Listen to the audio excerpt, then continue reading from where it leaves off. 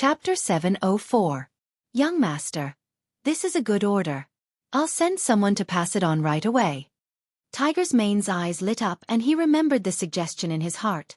Yang Chendong, who was flattered again, chuckled. But before he could continue to say anything, the commander of the reconnaissance battalion, Su Yunxing, rode a horse and rushed over from the other side of the street. Although the first city was still under construction, there were rules that cavalries were not allowed to pass through the streets for no reason.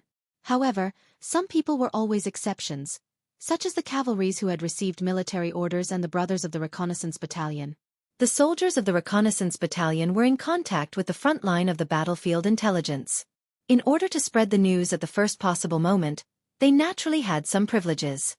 Su Yunxing came riding a horse. This originally indicated that something big must have happened. Everyone stood firm and stopped. The guards even faintly formed a semicircle, closely protecting Yang Chendong. This had already become a habit. If any accident happened, they would have to pay at least several times the price to get close to the sixth young master. Whew! As soon as the sound came out of Su Yunxing's mouth, he landed in front of Yang Chendong. After a standard military salute, he said, "Sixth young master, there's an urgent military situation at the front. Inform all the senior officers of the regiments and battalions to have a meeting in the war room." Yang Chendong also became a lot more serious and said with a slightly serious voice. In the newly built spacious conference room in the first city, in just half an hour, the main cadres of the 4 regiments in the city were gathered here. Looking from afar, a group of military officers could be seen flashing in and out of their seats. The commander of the Gully Regiment, Tiger's Mane, and the deputy commander Xian Hong Hai, the commander of the Nuzan Cavalry Regiment, Yi La, and the deputy commander Lu Dai, the commander of the 1st Cavalry Regiment, Zhuai Feng, the commander of the 1st Battalion, Deng Yu, the commander of the 2nd Battalion, Gao Danhua, and the commander of the 3rd Battalion Hulu, the commander of the 2nd Cavalry Regiment, Lu Zhua, the commander of the 1st Battalion, Ma Xiangshan, the commander of the 2nd Battalion, Ding Shan, the commander of the 3rd Battalion, Taimu and the others were all present. Yang Chendong presided over the meeting, and the reconnaissance battalion commander Su Yunxing introduced the enemy situation. Su Yunxing held a slender wooden stick in his hand, drew a line on a huge map hanging high in the meeting room, and said with a loud voice, "Ladies and gentlemen, the scouts in the front have reported that Agadorji is leading 45,000 cavalrymen to the beginning city. According to our investigation, there are about 20,000 elite cavalrymen and 25,000 ordinary cavalrymen. It is estimated that they will arrive at the West River in the west of the beginning city in 3 days, tomorrow, and the day after tomorrow." After introducing the information, Su Yunxing gave a standard military salute to Yang Chendong and returned to his original seat, waiting for the military order to be issued. After the introduction of the battle report, the discussions of the higher-ranking officers below quickly rang out. It could be seen that everyone's face was filled with excitement. After staying for 50 days, there was finally a battle to be fought. Every one of them was a warmonger. It could be said that their faces were glowing. It seemed that they couldn't wait to appear on the battlefield in the next moment and fight 500 rounds with the enemy. Yang Chendong did not intend to stop everyone from discussing together. On the contrary, he looked at them with interest. He wanted to understand everyone's mentality as soon as possible through observation. To his satisfaction, none of the officers showed any signs of fear or trepidation. The morale of the army could be used. This word popped into Yang Chendong's mind. He knew that even though this battle was going to be tough, it was still a good time for the mercenaries to establish their might. Well, since no one has any objections, then this young master will make the decision. Fight. Does anyone have any questions? No. Sure enough, the voices below were extremely unified. One by one, they opened their mouths and shouted. No one objected. Yang Chendong also stood up and led everyone to the 3-dimensional sand table at the side. After that, Yang Chendong, who was waving the stick in his hand, kept waving it. The north side of the beginning city is the north slope. It is easy to defend and difficult to attack. We can make a fuss about it. The west side of the West River has just had a heavy rain 2 days ago. The river is rising rapidly, which can be used to stop the enemy's frontal attack. We can also make a fuss about it. The south side of the South Forest is suitable for hiding the army. This time, the number of the enemy's cavalry is 3 times more than ours. It is absolutely impossible to fight head-on. Even if we can defeat the enemy, it will be a Pyrrhic victory in the end. This is our first real battle in the grasslands. We must win, not lose. That's why I ask all the officers and soldiers not to underestimate the enemy. We need everyone to be cautious, kill the enemy bravely on the battlefield, and make a name for ourselves. After training for such a long time, it is finally time for us to perform. Now, I order. Swoosh! All the officers above the battalion level straightened their bodies and fixed their eyes on Yang Chendong. Each of them puffed out their chests and expressed their most confident side perfectly. It was as if they were afraid that they would not be able to get the main task if they were not careful. I order. Yang Chendong's mouth kept making sounds. He arranged the military orders one by one. The officers who received the orders nodded their heads. A large net was spread out with the beginning city as the center. Nearly 50,000 cavalrymen under Agadorji came and rode on the vast grassland. Wherever they went, the scattered grassland herdsmen fled. Some of them even had to abandon their sheep pens in order to escape. Along the way, the army had robbed thousands of sheep and horses. Slaughter. Slaughter them all. Pass down the order to make a good meal for the warriors to satisfy their hunger. After we take down the beginning city, I will celebrate with everyone. Agadorji ordered in a tone that was used to win over the people's hearts. Then, he turned to look at Su He and his son, Hilaruo, and asked, "The vanguard led by General Glenn should be arriving at the beginning city soon, right?" Yes, according to the schedule, he should have arrived at the West River. He should be looking for a tool to cross the river. Su He replied, and his face continued to darken. He was also the only one who was not optimistic about this battle. During the period of the alliance with Walla and Yes Hen, he learned more than once from the other general about their experience with the mercenaries 3 years ago. The more he learned, the more he knew how powerful the mercenaries were.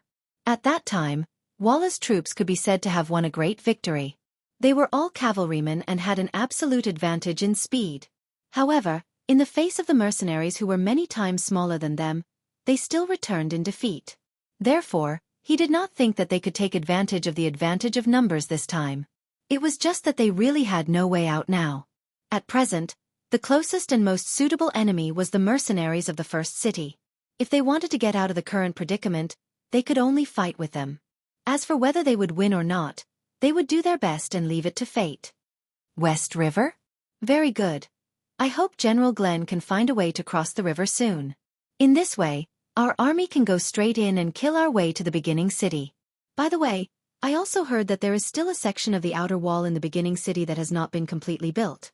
Our cavalry can kill our way into the city from there. At that time, everything in the city will be ours. Ha ha ha. Agadorji laughed wildly on his horse as if he had already won at this moment. It was as if the mercenaries were at his mercy. The reason why Agadorji was so confident was that the number of his cavalrymen was 3 times that of the other party. He thought in his heart that even if the other party had continuous fire guns, as long as they set up a formation, with the advantage of the cavalry's speed and number, how many people could the other party kill in a short time? Once the other party charged together, it would be the time for them to kill the other party. At that time, the advantage of the cavalry would be maximized and the victory would still belong to them. There was another point that Agadorji did not mention, and that was that he actually looked down on the Han people. Even if this Han was the loyal duke of the great Ming dynasty and was known as the god of war, it was still the same. Everyone knew that the people of the grassland ate meat. They killed cows and wolves and were ferocious. Since ancient times, the Han people took farming as their duty. They were loyal and honest and were vegetarians. It was difficult for them to be opponents of the grassland people. Unless there was an emperor of great talent and a general who had won every battle, only then could the Han people defeat the people of the grassland. Back then, Zhu Yuanzhang had spent a lot of effort to chase the Mongols back to the Mongolian grassland. Zhu Di's 5 expeditions to the Mongols had only weakened the Mongols. 20 years later, Yes Hen defeated the Ming army at the Tumu castle. If it was not for Yang Chendong's timely intervention, Zhu Qizhen would have been captured alive. Throughout the Ming dynasty had lost more wars than wars with the Mongols. As time passed, the strength of the Ming dynasty also decreased. With these facts in front of him, it was fine for Agadorji to be more confident. Not to mention, this time, he had brought 3 times the number of his enemies. However, He did not know that if he exaggerated his advantage and looked down on the other party, it would only cause him to lose even more miserably. It would only cause him to enter a state of no return. This was because he did not take into account the firearms in the hands of the mercenaries. In the cold weapons era, the Mongol cavalry were invincible and conquered the world. Even the Russians were slaves to the Mongols. The Golden Horde had ruled Russia for nearly 300 years. Every time the Russian nobles knelt before the Mongols would burn, kill, and plunder in Russia and commit all kinds of crimes. The Russians were angry, but they did not dare to speak out. The stars changed, and the era changed. The Western world entered the era of hot weapons. Guns and cannons were really strong, and a single cannon could kill a large number of cavalry. At the end of the Ming dynasty, Yuan Chonghuan used cannons to kill Nurhaci. The 8 Banners' disciples were like scarecrows in front of Yuan Chonghuan. During the Crow War, the British army only had a few thousand men and defeated the Qing army of over 1 million. At that time, tens of thousands of Mongol elites led by Green Chin attacked the British army of a few hundred. What happened? The Mongol cavalry was wiped out, and the British army only lost a few people. In the face of modernity, the Mongols were just a joke. When the Russians were in Vasilyevsk, they learned from the West and used guns to conquer Siberia. How could those with knives be a match for those with guns? A few hundred Russians wiped out all the Mongols in Siberia. From then on, Russia became a huge empire that spanned across Asia and Europe. The Qing dynasty ruined the country for 300 years, and when China needed strength the most, it weakened. Chapter 705. This was the power of the flintlock in actual combat. Of course, the flintlock was not omnipotent. As long as the soldiers were united and did not fear death, it was not impossible to turn the situation around. But the problem was, what kind of fighting spirit would be needed to achieve this? At least, Aga Dorji could not do it. Fortunately, Yang Qindong, who was regarded as his enemy, did not intend to defend the city. He also wanted to use this opportunity to train his cavalry and decided to fight outside the city. And if he was willing to defend and not come out of the city, then not to mention the 50,000 cavalry, even if another 50,000 cavalry came, they would not be able to gain the slightest advantage. The advantage of the flintlock was more in defense, especially when facing fast cavalry. Attacking was equivalent to giving up most of one's advantages. But Yang Qindong still wanted to do this, which in itself proved that he was confident in the strength of his cavalry. Perhaps in his opinion, even if the cavalry charged, even if they used the most primitive method, his mercenaries were the strongest in the world. Of course, Yang Qindong only wanted to use this opportunity to train his cavalry. He did not really want to play to his strengths and avoid his weaknesses. He knew very well when to use the most primitive method to fight. For example, in the West River War Zone, he used the flintlock to fight against Go Lang and his 5,000 enemy cavalry. Go Lang obtained the qualification of the Vanguard General. This did not mean that he was brave and good at fighting, but because Suhi did not fight for it and did not care about it. In the end, he was just a touchstone, a stepping stone to test the strength of the mercenaries. In front of the mercenaries, Go Lang became a whetstone, but he did not know it. After hearing the news and making arrangements, Glenn led 5,000 cavalrymen to the West River, and saw the mercenary army stationed on the other side of the river. This was the independent regiment led by Tiger's Mane. A regiment had 16 battalions, which made them far more powerful than an ordinary regiment or even a division. Both sides looked at each other across the river. Facing such a powerful opponent, Go Lang sneered and began to arrange the cavalry to find trees and make rafts to prepare to cross the river. As a Mongolian from the grasslands, Go Lang did not think much of the 6,000 enemies in front of him. He noticed that the other party's camp was still 3 miles away from the river. And if he could cross the river on a raft at the first moment, he could even kill his way to the front of the enemy through the West River. It was very possible for him to obtain a good start by catching them off guard. General, our cavalrymen have tested it out. There are 2 sections where the riverbed is relatively high, and the water flow isn't that strong. We should be able to cross the river directly, a Chiliarch reported in an agitated voice as he arrived beside Go Lang. What? Glenn, who was riding a horse by the river and looking at the enemy's camp, suddenly heard this and his eyes widened. General, I've already found a suitable place to cross the river. As long as we execute it well, we might be able to catch them off guard, the Chiliarch continued in an excited manner. Gulang also became more agitated. His body even trembled slightly. Is what you said true? The riverbed is really not high, and warhorses can gallop freely? Yes, some of our brothers have lived here since young. I heard them say that when they were young, they tried to cross the river on horseback. They know where the riverbed is higher and suitable for cavalrymen. Just now, they intentionally tried it and found that there were no changes. It seems that this secret is only known by the locals. The mercenaries have just arrived and are oppressing the people of the grasslands. It is reasonable that they do not know about this. This time, not only did the Chiliarch reveal the source of the information, he also helped to analyze the weaknesses of the mercenaries. When Gulang heard all of this, he could not help but nod his head. Good, good, the heavens are really watching over us. Haha, since that is the case, make the arrangements. We will cross the river at night and catch them off guard. Yes, General, the Chiliarch said excitedly. If he could win this battle, it would undoubtedly be equivalent to him making a great contribution. At this moment, neither of them had the intention to send someone to inform Sir Agar Dorji, who was waiting for news at the rear. Perhaps in their eyes, any bold words were far less effective than the truth.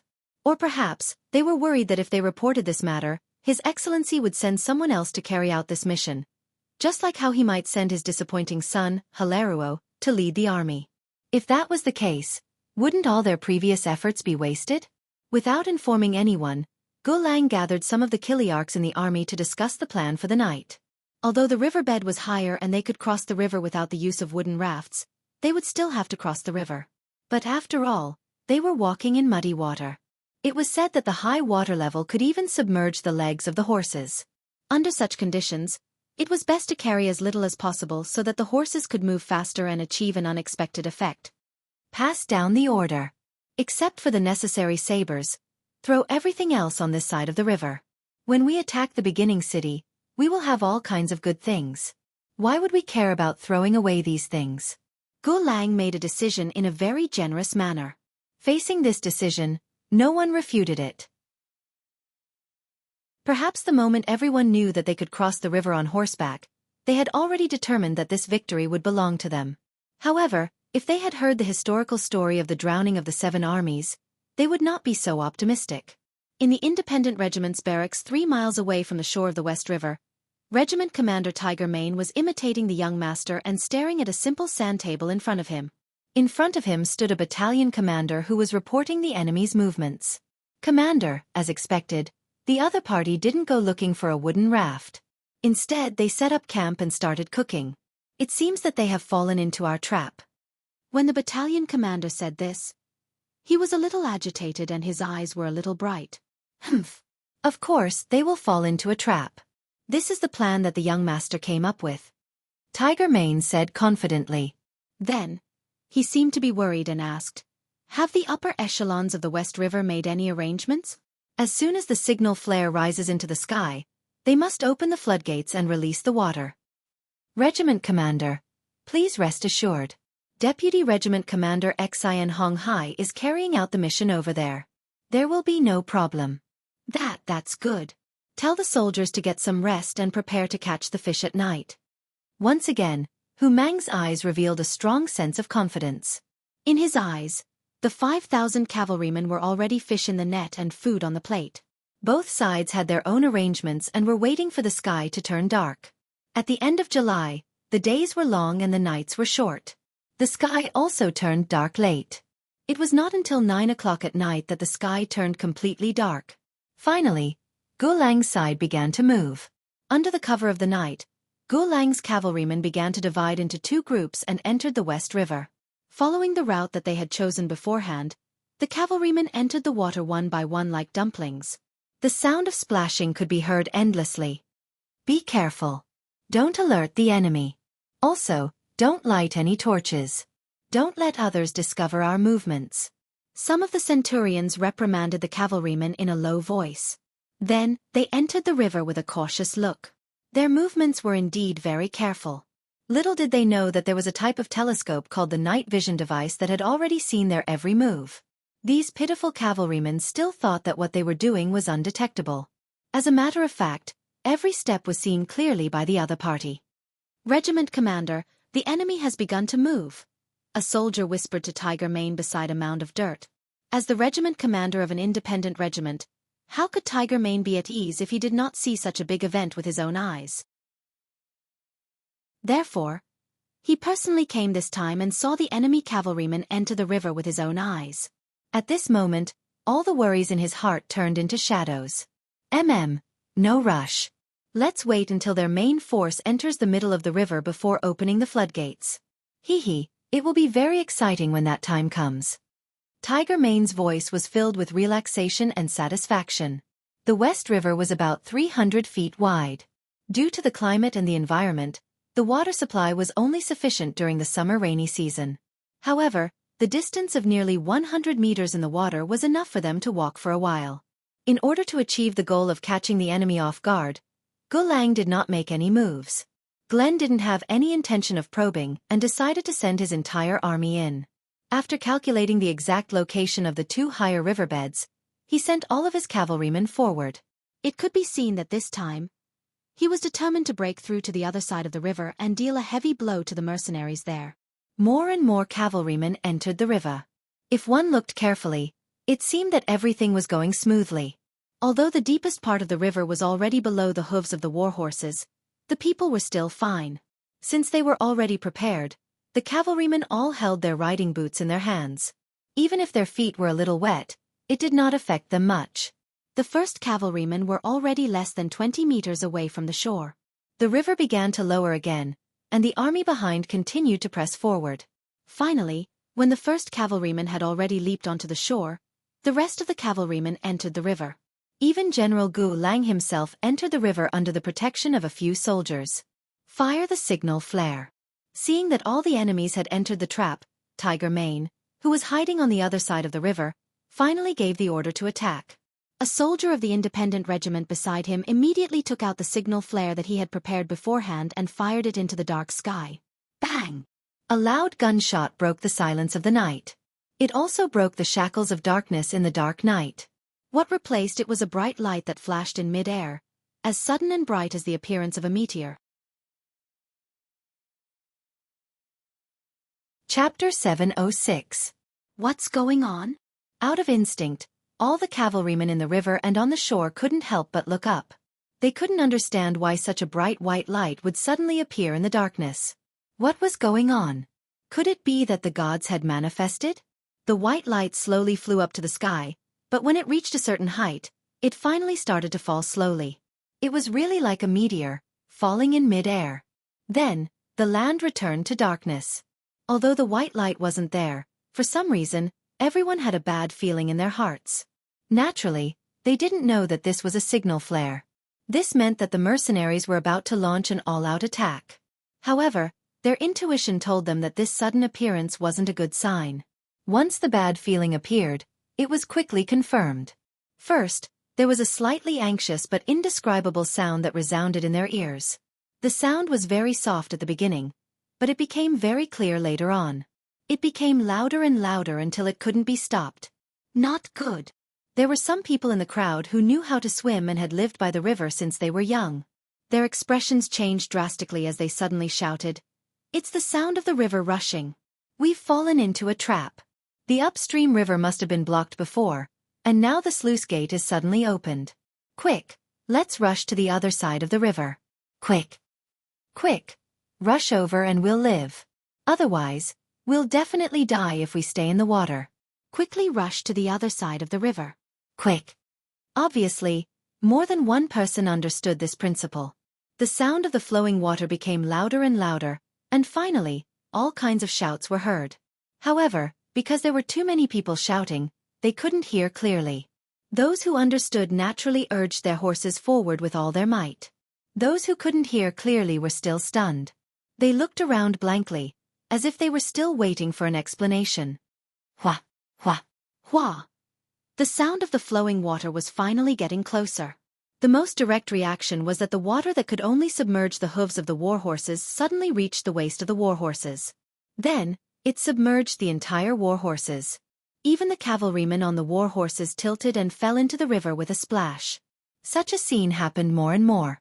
Many soldiers who couldn't react in time fell into the river in fear. In such a turbulent river in the middle of the night, even some of the soldiers who were good at swimming would not be spared. Not to mention that many of the cavalrymen's feet were still attached to the stirrups of their horses, greatly hindering their movements. The moment the war horses were washed away by the river, it was already an indication of how many cavalrymen had fallen into the death trap. Under the pressure of death, more and more cavalrymen unleashed their potential and rushed to the other side of the river. It was less than 100 meters away, but at this moment, it was as if a chasm had appeared in front of them, making them feel as if they were so close yet so far away. Even the cavalrymen who were lucky enough to reach the shore weren't safe.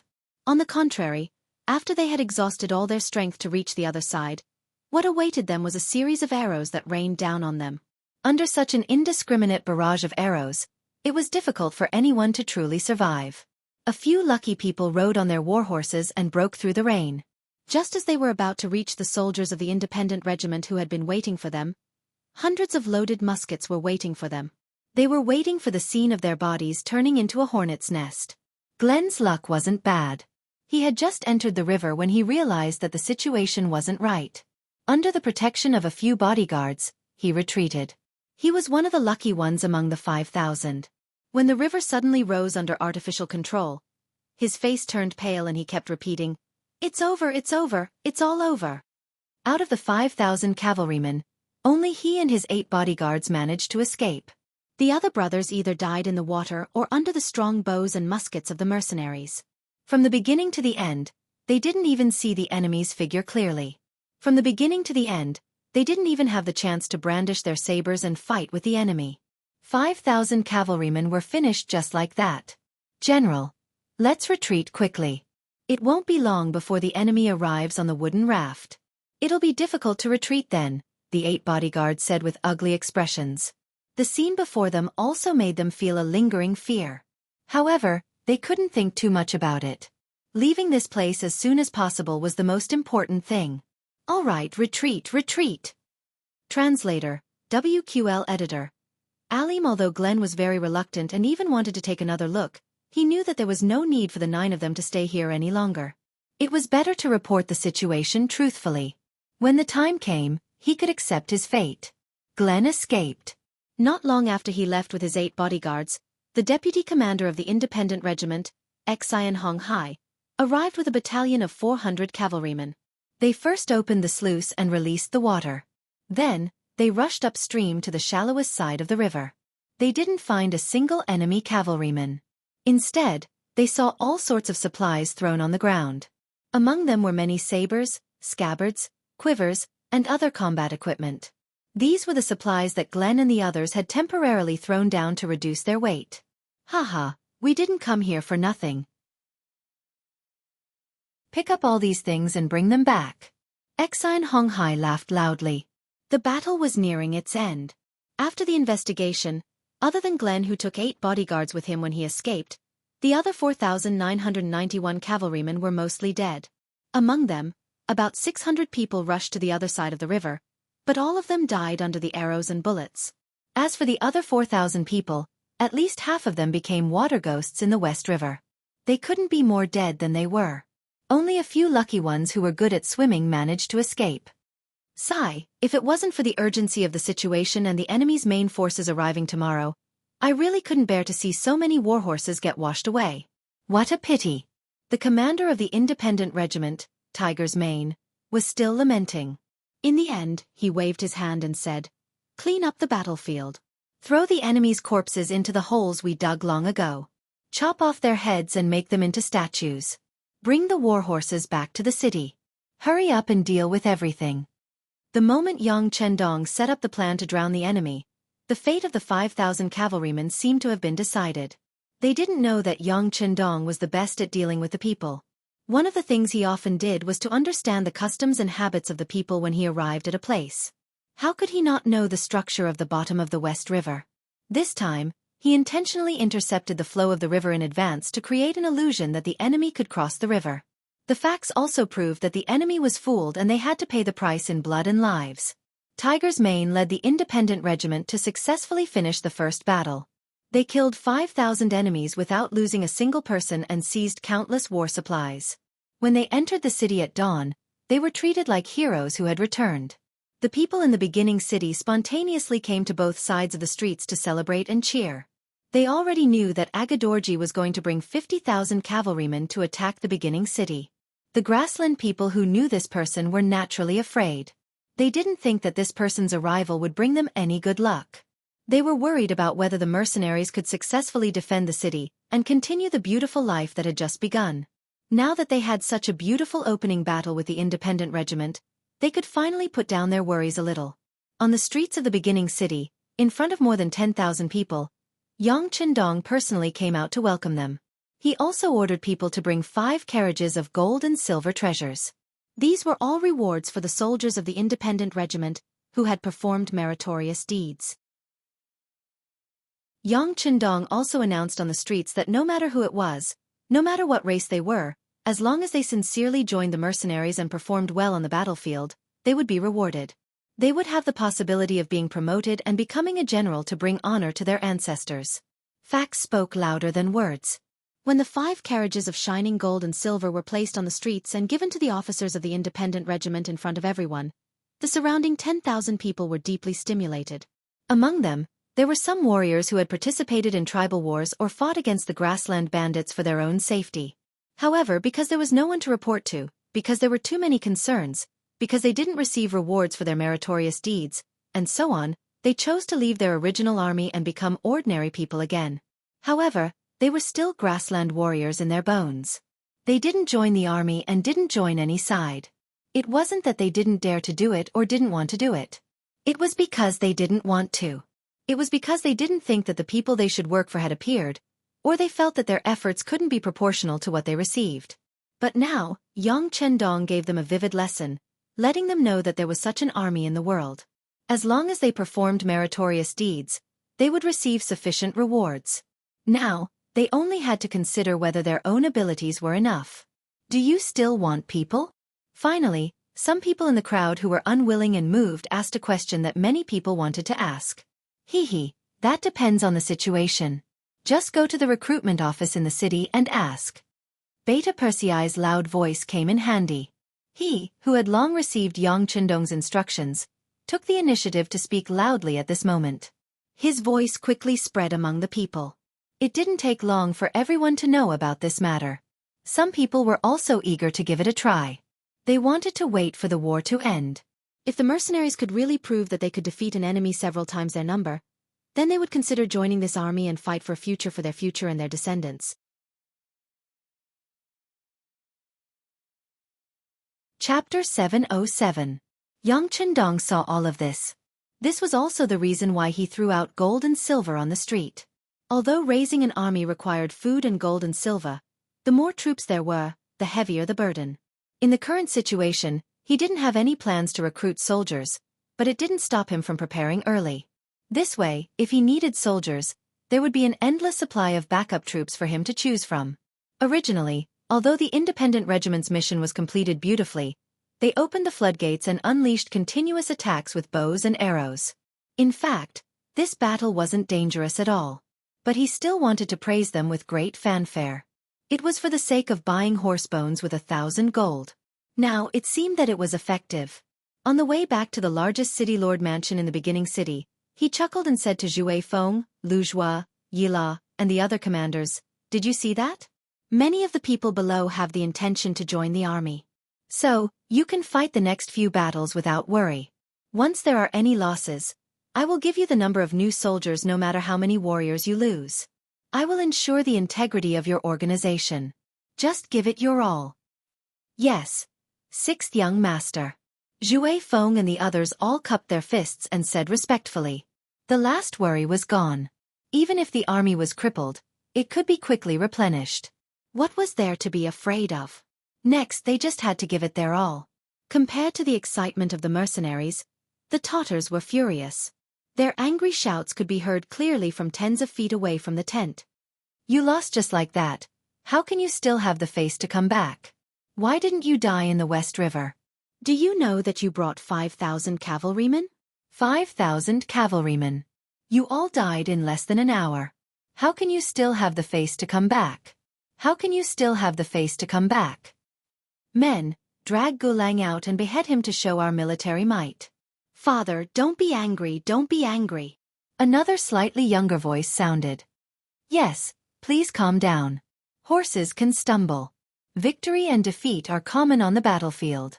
Besides, it's inauspicious to kill a general in the middle of a battle. Please give General Gu Lang a chance to redeem himself. Another calm voice sounded. Needless to say, the one who was angry was Agar Dorji. The next to speak were his son, Hilaruo, and another tiger general, Su He. After being persuaded by his son and his subordinates, Agar Dorji knew that he couldn't kill them. Otherwise, it would only disappoint everyone. Most importantly, the enemy was right in front of them, and they needed people. Not only was it inauspicious to kill a general before the battle, he couldn't find a general more capable than Gu Lang.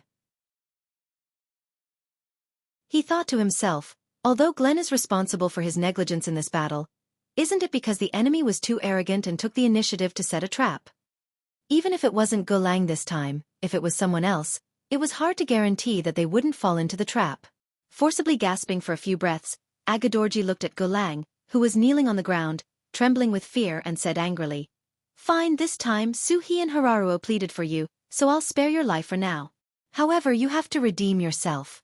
If you make any mistakes, you will be executed without mercy." "Thank you, sir. Thank you, sir." Gu Lang knocked his head on the ground like he was pounding garlic, and the cold sweat on his head finally disappeared a lot. Gu Lang was defeated, and his 5,000 cavalrymen were all dead. This was equivalent to a wake-up call for Agar Dorji. Facing such a powerful opponent like the mercenaries, he had to put away all his tricks and luck. Next, he had to fight a proper battle and defeat the enemy head-on. Thinking about it, he now had more than twice the number of the enemy. Even if he fought them head-on, there was nothing to fear. Pass down the order. The army will rest for a day. Tomorrow morning, we will head to the West River. I want to see what tricks the enemy has that can stop our army from advancing. Agar Dorji finally gave the final word and shook the drums. There wasn't much time left before dawn.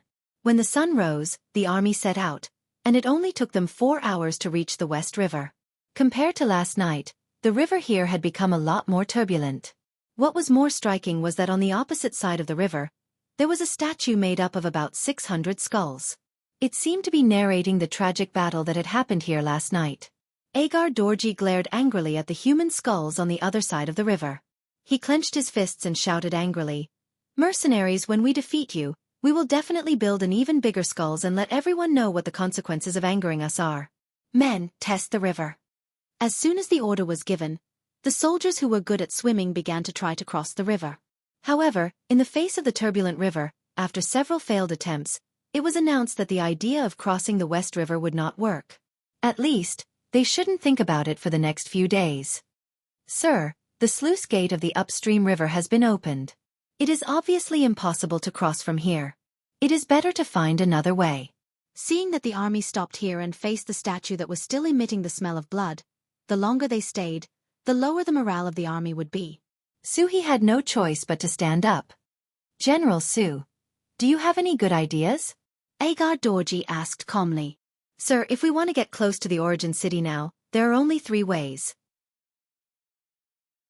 First, we can go around the north side and enter from the north slope. Second, we can build a raft and cross the West River by force. Third, we can go around the south side and rush to the south gate of the origin city from the southern forest." Su He, who said the 3 methods in one breath, caused Agar Dorji to nod. This was what a brave general should do. He would not be like his son, Hiraruo, and General Gu Lang, who could only look at the river and sigh.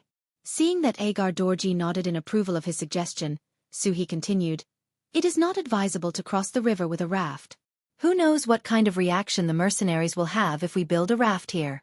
If they attack us with arrows halfway, we will inevitably suffer heavy losses.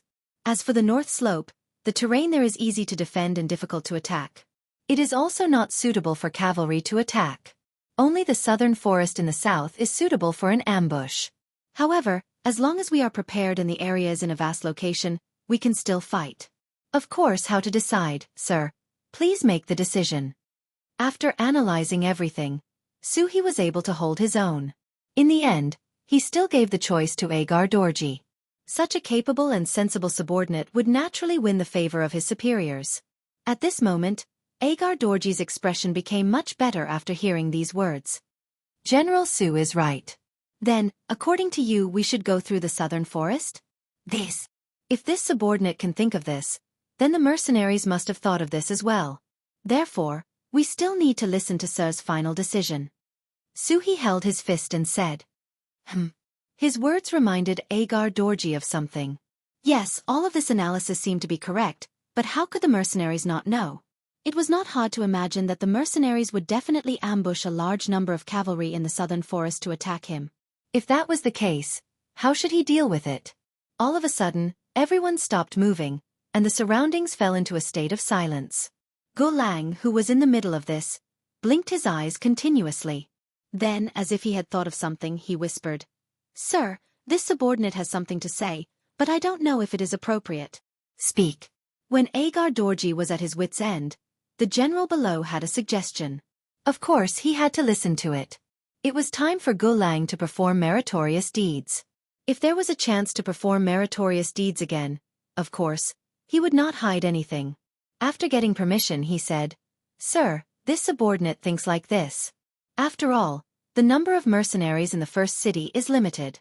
Although they have the geographical advantage, if we can divide our troops and attack from several directions, I think it will inevitably lead them to divide their troops as well.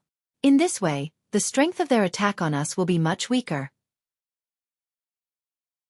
Moreover, once we divide our forces, not only will their threat to us be reduced to the minimum, even if something happens and we lose one of our routes, at least the other two routes will be safe, and we will still have the possibility of taking down the first city. Oh. This makes sense.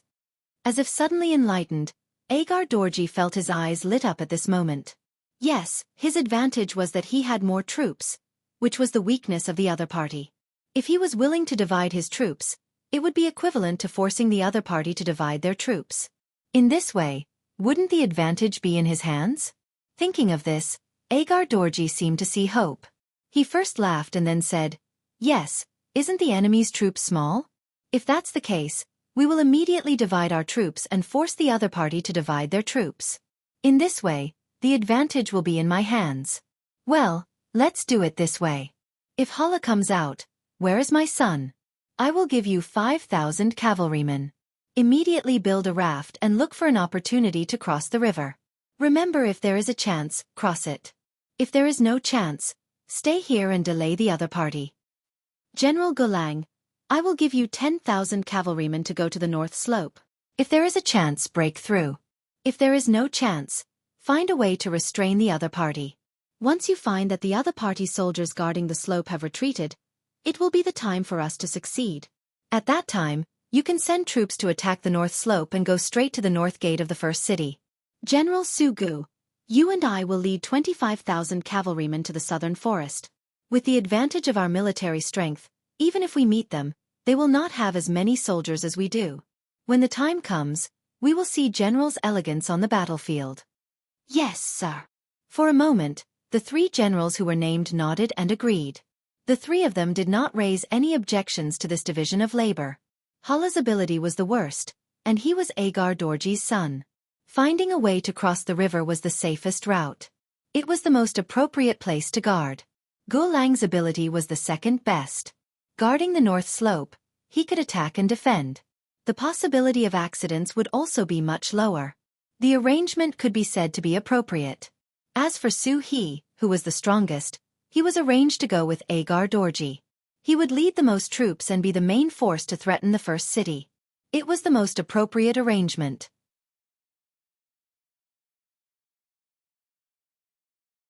Chapter 708. Finally, the 40,000-strong army was divided into 3 groups, and then they left. In an instant, only 5,000 Tatar cavalrymen were left in front of the West River. Everything that happened here was also discovered by the reconnaissance battalion cavalrymen on the other side of the river. They quickly reported it. The enemy divided their forces? Very good. Yang Chendong was not anxious when he heard the news. Instead, he laughed loudly. This was the same as what he and the other officers had imagined. Facing the first city that seemed to be full of loopholes, the enemy seemed to want to attack from multiple angles. This was exactly what Yang Chendong wanted. If the enemy combined their forces, no matter where they chose to attack, they would have to pay a high price to stop them. After all, this was 40,000 cavalrymen. The 3 divisions of the Cold Vanguard Division, who were the best at guns, were not here. It was impossible to win without paying a price with the Type 81 rifles of the Independent Regiment.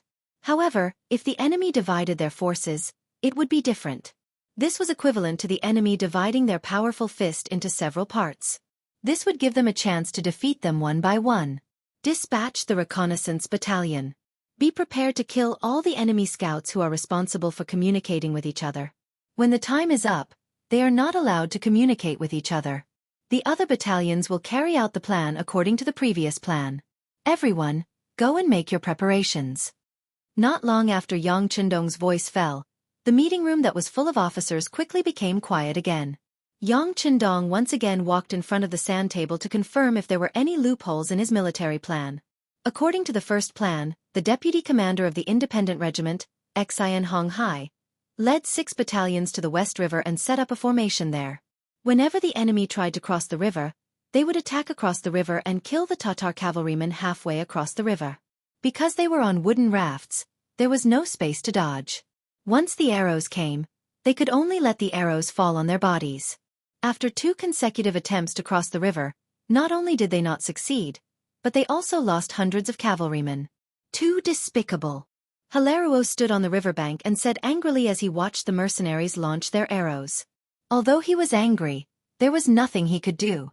After all, the river was nearly 100 meters wide, which was the limit of the bow and arrow. Even if he wanted to use the bow and arrow to suppress it, he couldn't do it. On the other hand, the moment his cavalry crossed the river, it would be equivalent to entering the enemy's firing range. It would be strange if they weren't attacked. Let's wait for a while. I don't believe that they won't run out of arrows.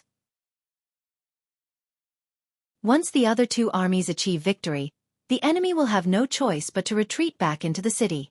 At that time, it will be time for us to cross the river and attack. One of the 1,000-man commanders said to Hilaruo in an encouraging manner. Looks like that's the only way. Hilaruo nodded. The mission his father gave him was the safest. If there was an opportunity, they would attack. If there was no opportunity, they would just stay here and exhaust the enemy. As long as they could cause the enemy to leave some troops here, it could be considered a victory. After comforting himself, Hilaruo gave the order that no one was allowed to attack before the enemy split up their forces. Everyone just had to wait and use this opportunity to conserve their strength. Once they found an opportunity, they would charge across the river and kill the enemy. Reporting to 6th Young Master, the enemy on the other side of the river has indeed become much more obedient.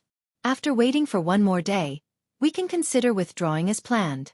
Vice Commander Xianxia said to the soldier beside him with a smile as he watched the performance of Hilaruo and the others through the binoculars. At the same time, General Gulang had no choice but to give the same order after charging twice. Facing them was a strengthened group of mercenary cavalry, a total of 3,200 people. It was enough to achieve the effect of winning with fewer troops. General Gulang, who led 10,000 troops, couldn't find a chance to win. He had no choice but to place his hopes on the mercenaries to take the initiative to retreat. When the pressure from the front decreased, it would naturally be the time for him to wait for an opportunity to attack. Regardless of whether it was the West River or the North Slope, such a situation had occurred within Yang Chendong's expectations. Due to the topography of these 2 places, he was not worried at all. Only the southern forest, due to the topography, was the most important battlefield. The performance there would directly affect the overall situation. Beta Persei. Inform the guards to gather. We will go to the southern forest to take a look. The plan was set. There was no point in staying in the command center. Yang Chendong wanted to personally go to the front line and see what kind of strength the so-called Tatar cavalry had on the battlefield. Southern Forest. The 20,000 Tatar elites led by Agar Dorje were already prepared for the charge of 10,000 cavalry. In order to achieve the purpose of killing the enemy, General Suhi took the order to become the vanguard general. He led 10,000 cavalrymen and was ready to rush here at any time, enter the beginning city, and even attack the city. Just opposite the main Tatar cavalry, the Nuzan cavalry regiment with 3,000 people also lined up in a battle formation, ready to fight at any time. Although they had fewer people in terms of numbers, they were not weaker than their opponents in terms of momentum. This was not only because the Nuzan cavalry regiment had won many battles since its establishment and was in an excellent state, but also because they knew that there were no less than 6,000 people lying in ambush in the nearby southern forest. They could support them on the battlefield at any time. In fact, the 10 battalions of the independent regiment had a total of 4,000 people. Among them, there were 2 battalions of musketeers holding Type 81 guns. In addition, the 2,000 people under the 2nd Cavalry Regiment Luzhua were lying in ambush here, ready to support at any time. According to the plan, whether or not they could block the main force of the Tatar army at the southern forest would determine whether or not the first plan could be carried out smoothly. If they could not even block the main force of the enemy, then they could only retreat to the beginning city, and the trap they set for the enemy would no longer be useful. Suhi was riding on a valiant warhorse, wearing a suit of armor to protect the important parts of his body as much as possible. His eyes were bright and full of expression as he stared at the enemy cavalry. He revealed a fierce gaze, and from time to time, he would glance at the southern forest, which seemed to have millions of soldiers lying in ambush, proving that he was very worried in his heart. It was completely different from the calmness and confidence he showed. The southern forest was suitable for hiding a large number of ambushing troops, which anyone could see. But the problem was how many enemy troops were lying in ambush here. According to the information sent by the fast horse scout just now, more than 2,000 mercenaries were found in front of the West River, and at least 3,000 enemy cavalry were found on the north slope.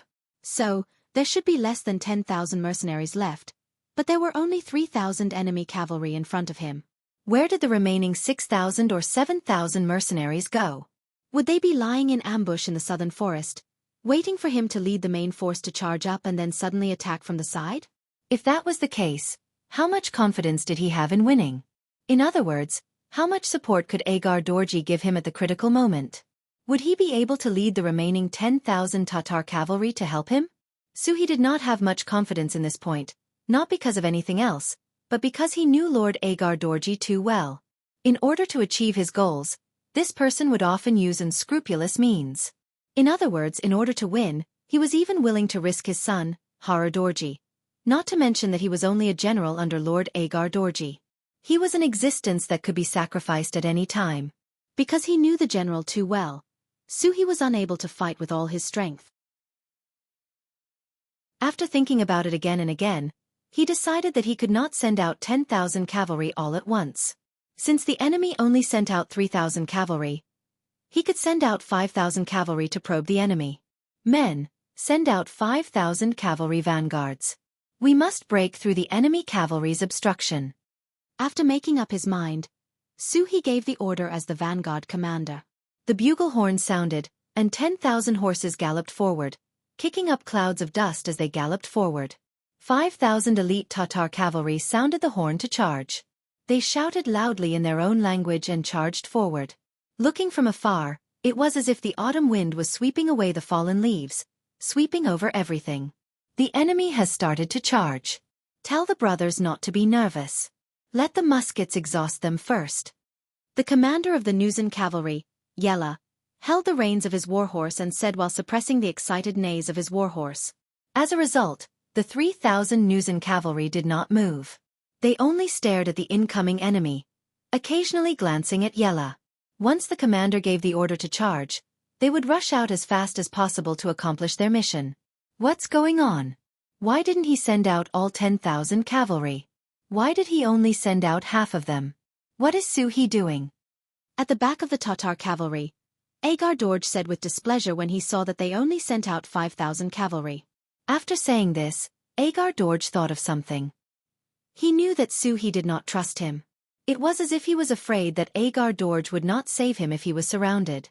This made Agar Dorj a little unhappy. He actually dared to disobey his orders. It seemed that after this battle, he would have to teach the other party a lesson. Back on the battlefield, the 5,000 Tatar cavalry began their charge.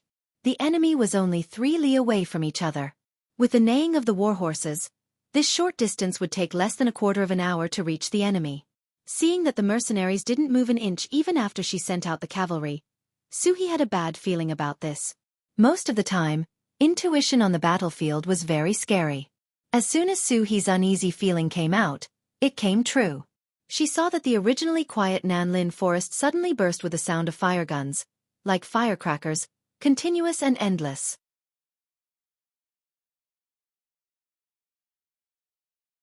Chapter 709. Looking at the charging 5,000 Tatar cavalry, the charging formation was in chaos. Then, one after another, the cavalry fell off their horses. One after another, the strong war horses became ownerless. They stopped in front of their owners and lowered their heads, as if saying, "Get up, I'm still waiting for you to lead me into battle." It's the mercenaries' muskets. Seeing this scene, Suhi reacted and his heart sank. Although he already knew this before the battle, Suhi was still shocked when he saw the power of the muskets. He calculated that this wave of attack alone killed about 1,000 cavalry. This greatly reduced the number of cavalry on both sides, making his advantage infinitely smaller. Kill. The remaining 4,000 Tatar cavalry finally broke through the blockade of the muskets with the help of the speed of the horses, allowing them to come within a mile of the Nuzan cavalry. Prepare the bows and arrows. Charge with me. Seeing that the enemy was seriously injured, Yella laughed and then reached out to block the strong bow hanging on his horse. He shouted and urged his horse to charge. The other 3,000 Nuzan cavalry soldiers who couldn't wait for a long time followed suit and took out their bows and arrows. They raised their bows and were ready to shoot at any time. Finally, the battle is about to begin. Suhi opened his eyes wide and stared at the scene in front of him. This was a good opportunity to observe the strength of the mercenaries' cavalry. After escaping from the muskets, he hoped that his Tatar cavalry could play a role in suppressing the mercenaries' cavalry. This was their only chance to turn the tables. Arrows shot from afar, close combat, sabers raised high, cavalry charged. After 1,000 cavalry were killed by the muskets, the Tatar cavalry's morale couldn't help but drop. Many people were terrified because they couldn't see where the enemy was and could die under the muskets of the enemy at any time. This made them think of the scene when they faced the Ming Army's Divine Machine Battalion. Who knew how many ancestors died under those hateful muskets? Now this scene fell on them. They really had a feeling that they couldn't resist. Fortunately, they finally rushed over. Now, they were about to engage in a charging battle with the enemy cavalry. This was their strength. They hoped to turn the situation around in this battle. Similarly, the 4,000-strong Tatar cavalrymen started shooting at the Nuzan cavalrymen. From panic to calmness, from being beaten to fighting back with all their strength, the 4,000 Tatar cavalry perfectly displayed the word elite. Both sides began to shoot at a distance of only 1 mile. Both sides' horses were galloping. Under the situation where each person could shoot at most 2 arrows, it was difficult to say who would win. As the arrows continued to fly about, the cavalrymen fell from their horses one after another. The war horses stopped charging and became ownerless. In just 2 waves of archery, both the Nuzan cavalry and the Tatar cavalry paid the price of hundreds of cavalry deaths. In the end, they switched to using bows and arrows to fight in close combat. Kill!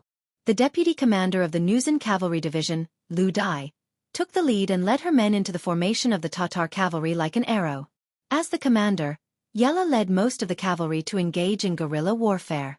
This was a tactic that had been discussed before. A cavalry couldn't be without a commander. Otherwise, the army would be like a sheet of loose sand. Without a commander, they would be defeated one by one. Deputy Commander Lu Dai killed his way in. Along with him were 1,000 Nuzan cavalry soldiers.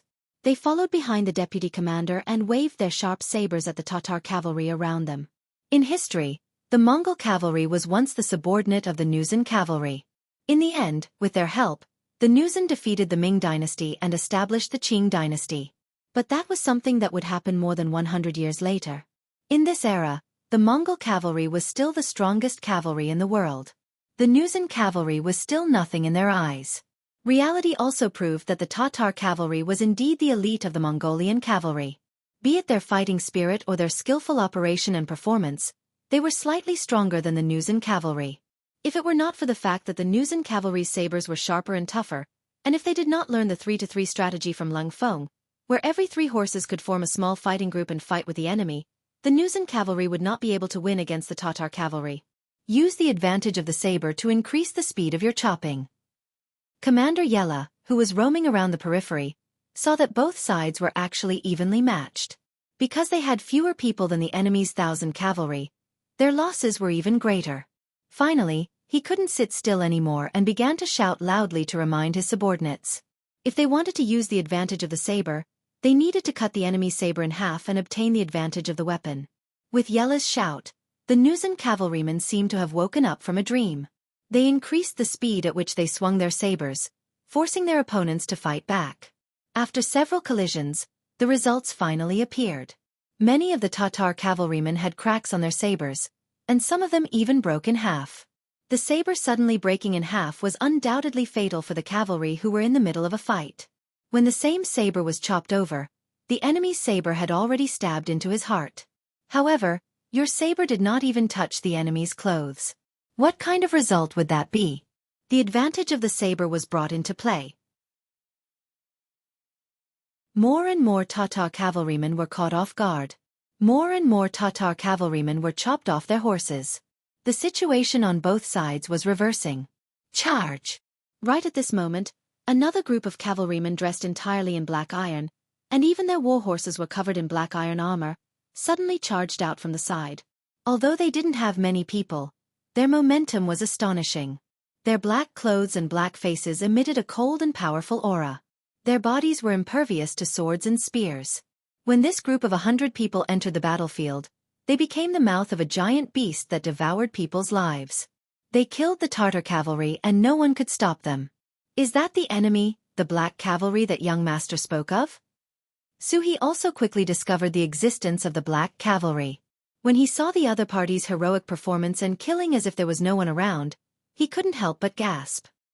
He saw with his own eyes that at least a few sabers had hacked at the enemy's black armor. However, apart from producing some weak sparks, they were unable to cause any damage.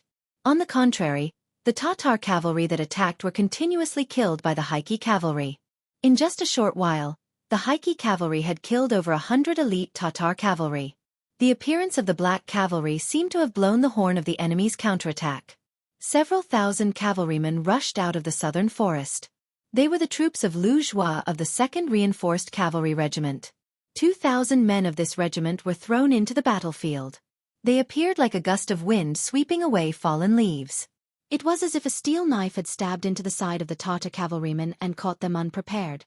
Charge, charge with me!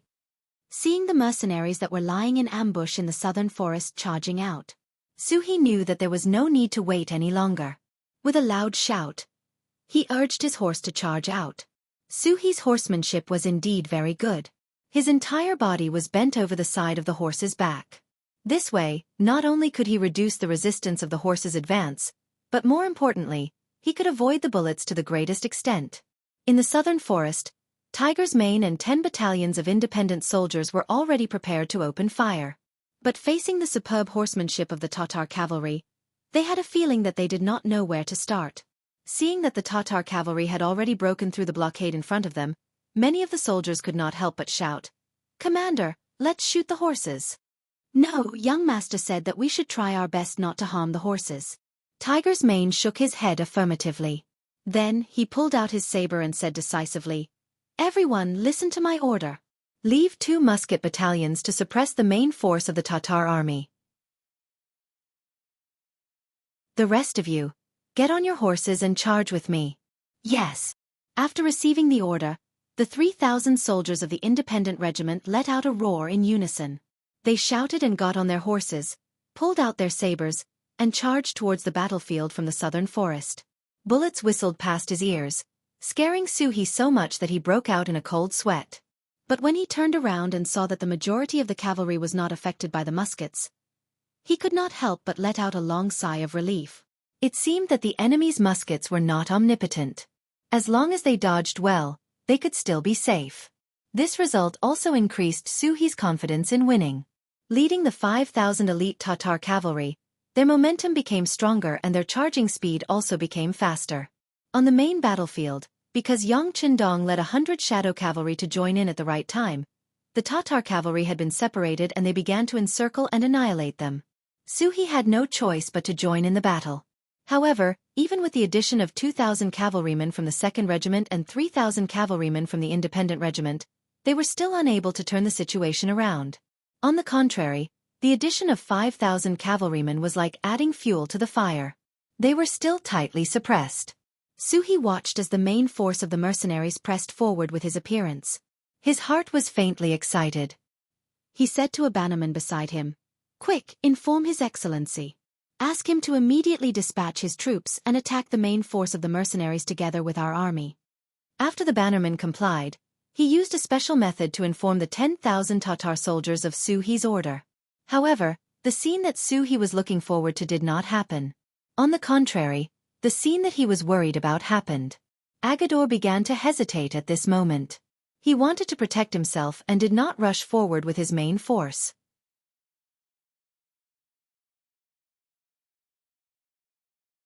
Chapter 7:10. My lord, General Su He has made another request. A chilly arch appeared beside Agar Dorji and reported anxiously.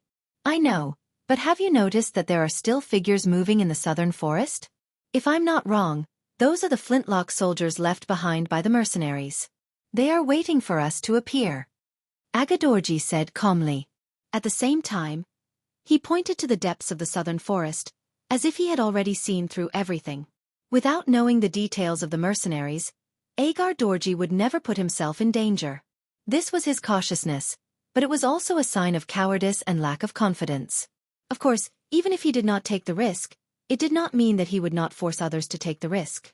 After he shifted his gaze away from the southern forest, he said to the chilly arch beside him, "Inform Golang and Haruo that we are currently fighting with the mercenary army's main force here in the southern forest and have achieved certain results. It won't be long before there will be signs of a lack of troops. Ask them to seize the opportunity to counterattack. Whoever can reach the beginning city first will be rewarded with 10,000 taels of silver."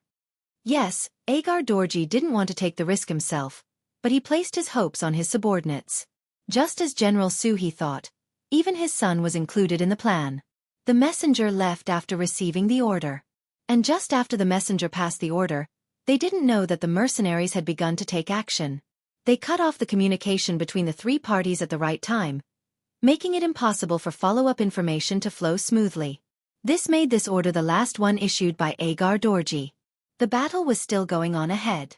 Su He led the last 5,000 cavalrymen into the battlefield, but he still couldn't gain an overwhelming advantage. Instead, as the battle dragged on, the sharp and tough sabers in the hands of the mercenaries played an absolute role. More and more Tatar cavalrymen's sabers were broken, and their combat strength rapidly declined. The addition of the Independent Regiment and the 2nd Cavalry Regiment greatly relieved the pressure of the Nuzan Cavalry Regiment. In addition, the Black Cavalry led by Yang Chundong was invincible. The 100 of them forcibly fought with the momentum of a magnificent army. The death rate of the Tatar cavalrymen began to rise. Retreat! After chopping down one of the mercenary cavalrymen, Su He was a little out of breath as he watched more and more of his companions fall off their horses and die. With no reinforcements appearing behind him, he knew that if this continued, all of his cavalrymen would die here. He believed that this was an opportunity. He also believed that the mercenaries did not have many soldiers left. Unfortunately, his abilities were limited, and the number of soldiers he could command was also limited. At this moment, he could no longer see any hope of victory and could only choose to retreat. "Pass down my order. All troops retreat." With reluctance and unwillingness, Su He finally gave the order to retreat. Although he would have to sacrifice a lot of people, he couldn't care less at this moment. Once the order was given, military orders would be obeyed. The Tatar cavalry quickly broke away from the mercenaries and started to look for an opportunity to retreat. But the two sides were still entangled before, so how could one side retreat just because they wanted to? Riding on the white dragon, Yang Chundong had already killed countless enemy cavalrymen. Seeing that the enemies around him were getting fewer and fewer, he guessed the other party's intention and shouted, "Entangle them and kill as many as you can. Order the Independent Regiment soldiers in the forest to shoot people if they can. If they can't shoot people, then shoot horses. We must strive to inflict the greatest damage to the enemy." Beta Persei and the guards, who were responsible for protecting Yang Chundong's safety, received the military order and immediately rode away to convey it. After receiving the military order, the entire mercenary army entangled the Tatar cavalry with the momentum of an army. With a crushing momentum, they left behind nearly 1,000 cavalrymen in a very short period of time. Su He was the first group of people to withdraw. On the way back, he naturally encountered the long-range attack of the two Independent Regiment firearms battalions that had long been prepared. This time they were not so lucky. Under the order to shoot people but not horses, Many of the Tatar cavalrymen who were hiding on the side of their horses fell to the ground because their horses were shot. Their heads were bleeding and they suffered heavy losses. When Suhi finally escaped back to Agador Dorji with the army, he discovered that out of the original 10,000 cavalrymen, only 6,000 had really escaped. Seriously counting, in addition to the 1,000 cavalrymen who were injured by the muskets at the beginning and another 1,000 cavalrymen who died during the battle, they had paid the price of nearly 2,000 cavalrymen when they finally escaped. In less than 2 hours, they had lost 40% of their forces. Moreover, they were the most elite cavalrymen. This made Su He, who was the commanding general, feel very distressed. He rode up to Agador Dorji with a face full of anger. He wanted to ask why Agador Dorji did not bring the 10,000 Tatar cavalrymen when they clearly had the opportunity to win. Not only did they miss the opportunity to win, but they also lost so many brave warriors. Suhi had just appeared, but before he could say anything, Agador Dorji spoke first. How was it? I said that we should focus on probing. You must have seen that the enemy's musketeers were arranged in the southern forest. They are the biggest threat.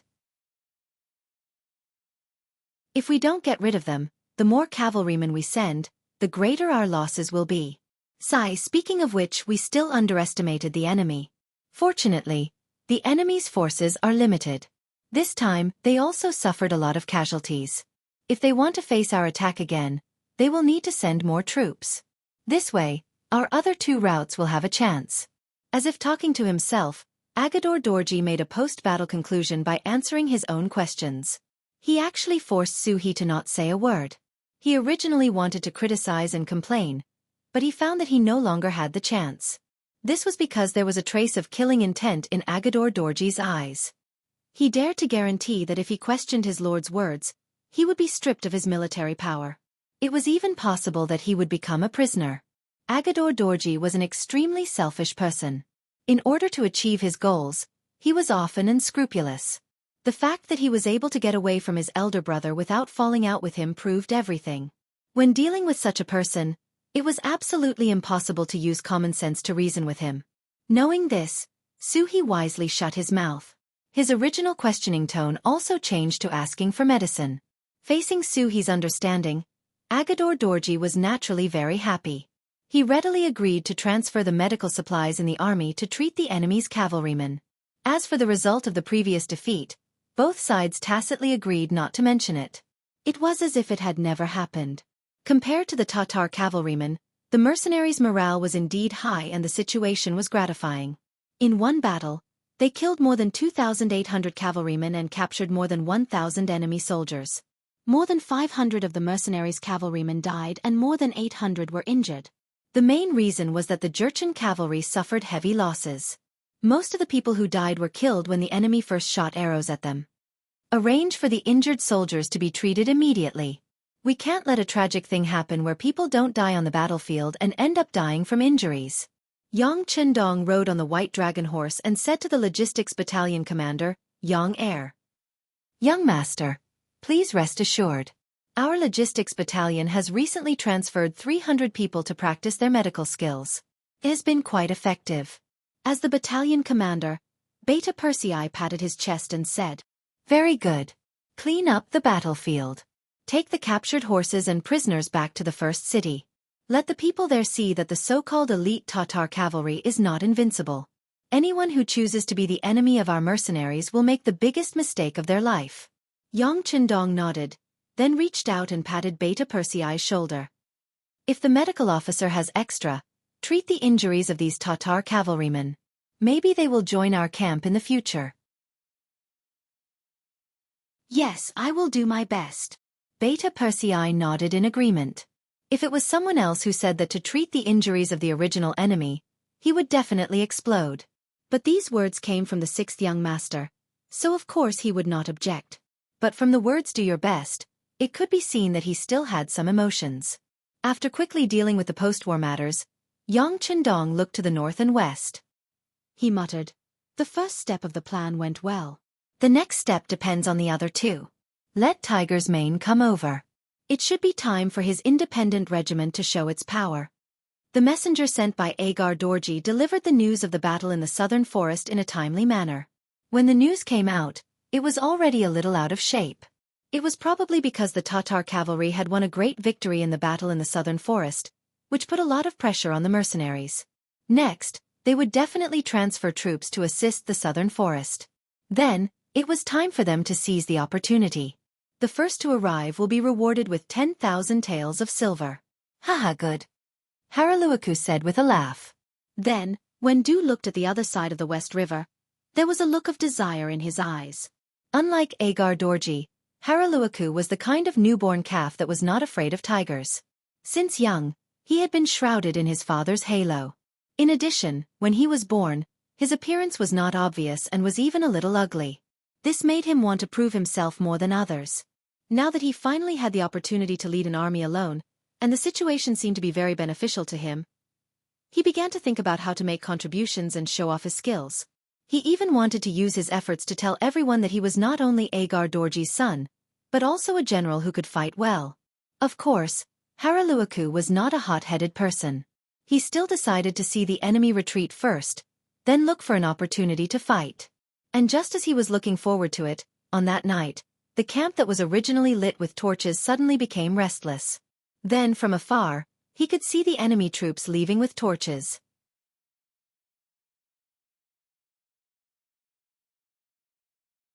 Chapter 7:11. Young Master, the enemy really did withdraw their troops. The scout who was ordered to keep an eye on the enemy's situation excitedly opened the door of the tent to report.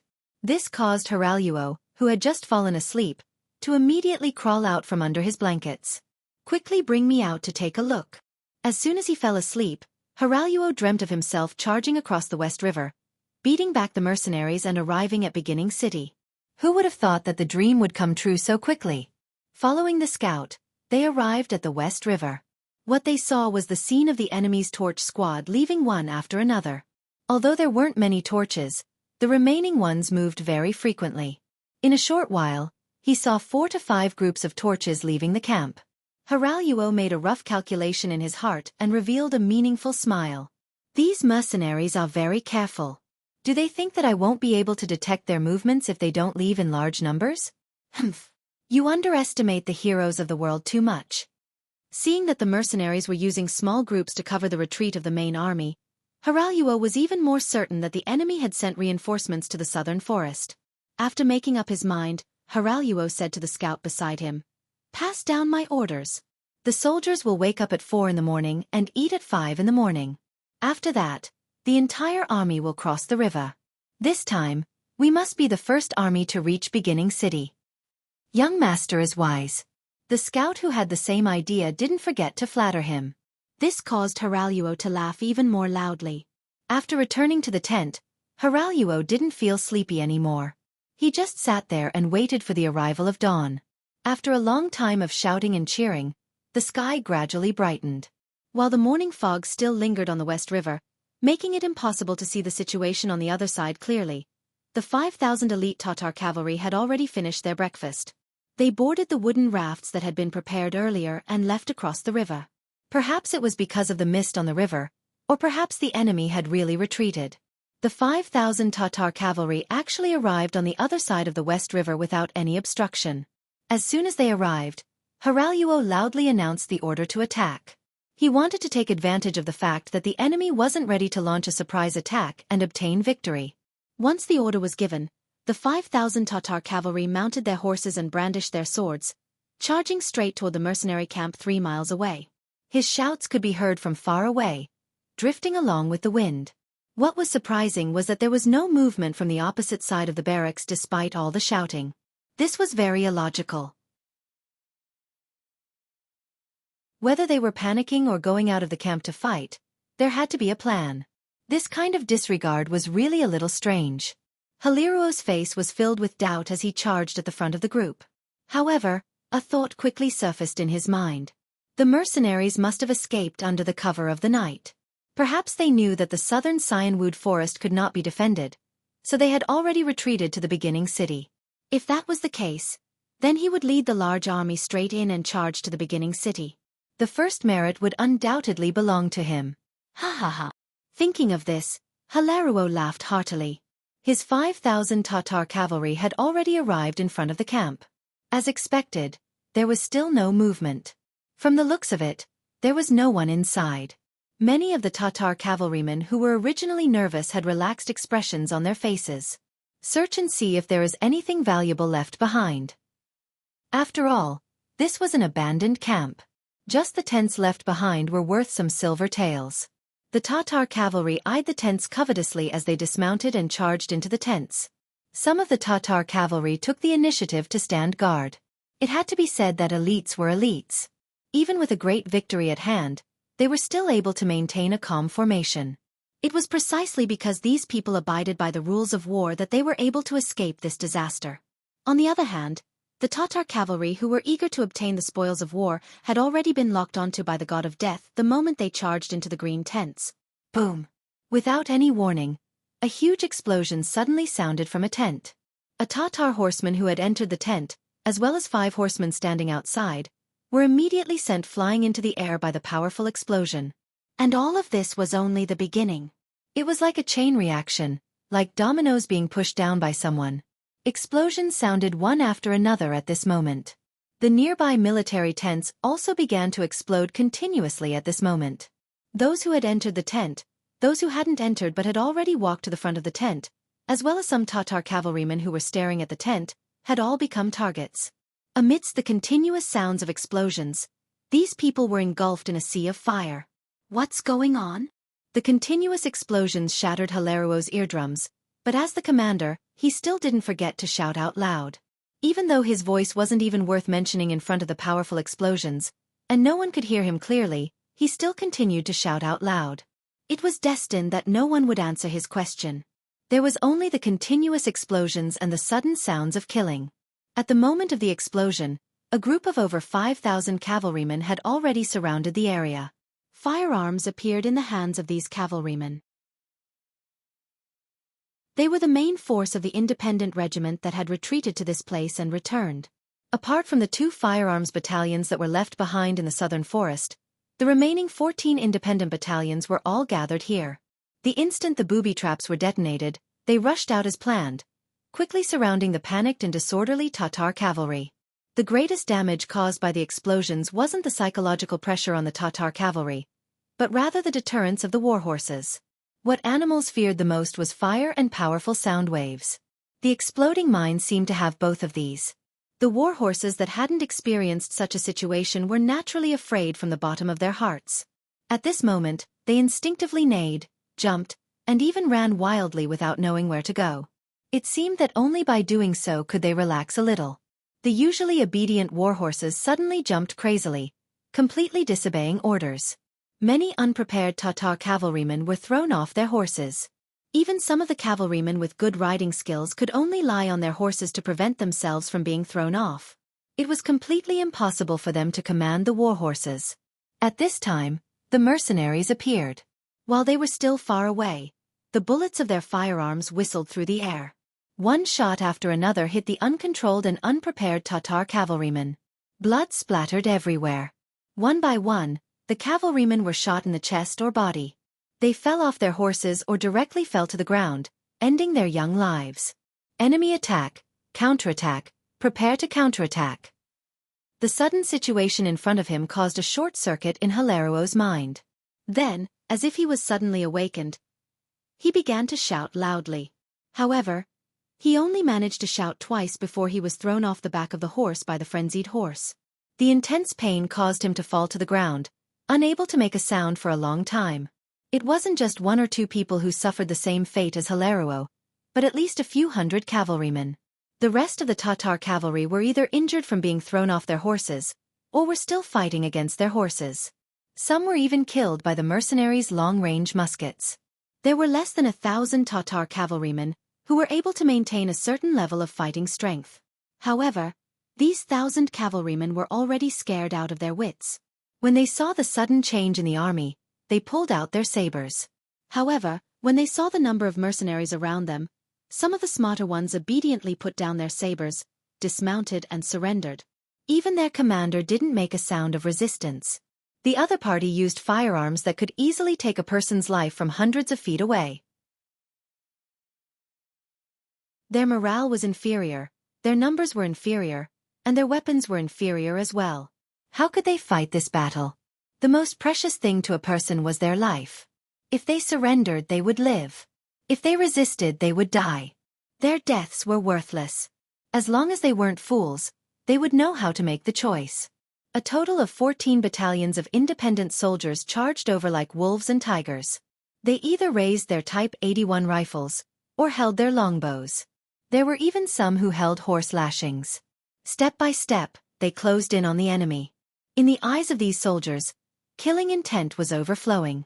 If anyone wanted to continue resisting, they wouldn't mind silencing them. It was precisely this kind of aura that caused the Tatar cavalrymen who originally wanted to resist to become extremely obedient. After all, no one was willing to joke around with their lives, especially when there was a surging river behind them. With nowhere else to go, it seemed that surrendering was the only way to survive. As they continued to advance, they continued to capture captives. The 5,000 Tatar cavalrymen had completely lost their morale under the sudden attack of a booby trap. When their commander, Harachu, was knocked unconscious by his warhorse, they became people without a leader. They were successfully incorporated into the independent regiment. One by one, they threw down their sabers, jumped off their warhorses, and surrendered. The pitiful Harachu was tied up tightly while he was still unconscious. His identity was even betrayed by his subordinates, and he became the target of Tiger's Mane's care. Vice Commander Xian, look after these people. Bring them all back to New City. This person needs to be taken care of. I'm afraid that he will come in handy in the upcoming battle. Pointing at the still unconscious Harachu, Tiger's Mane laughed heartily. He then led the 10 soldiers of the independent regiment away from the Shi River and headed towards the north slope.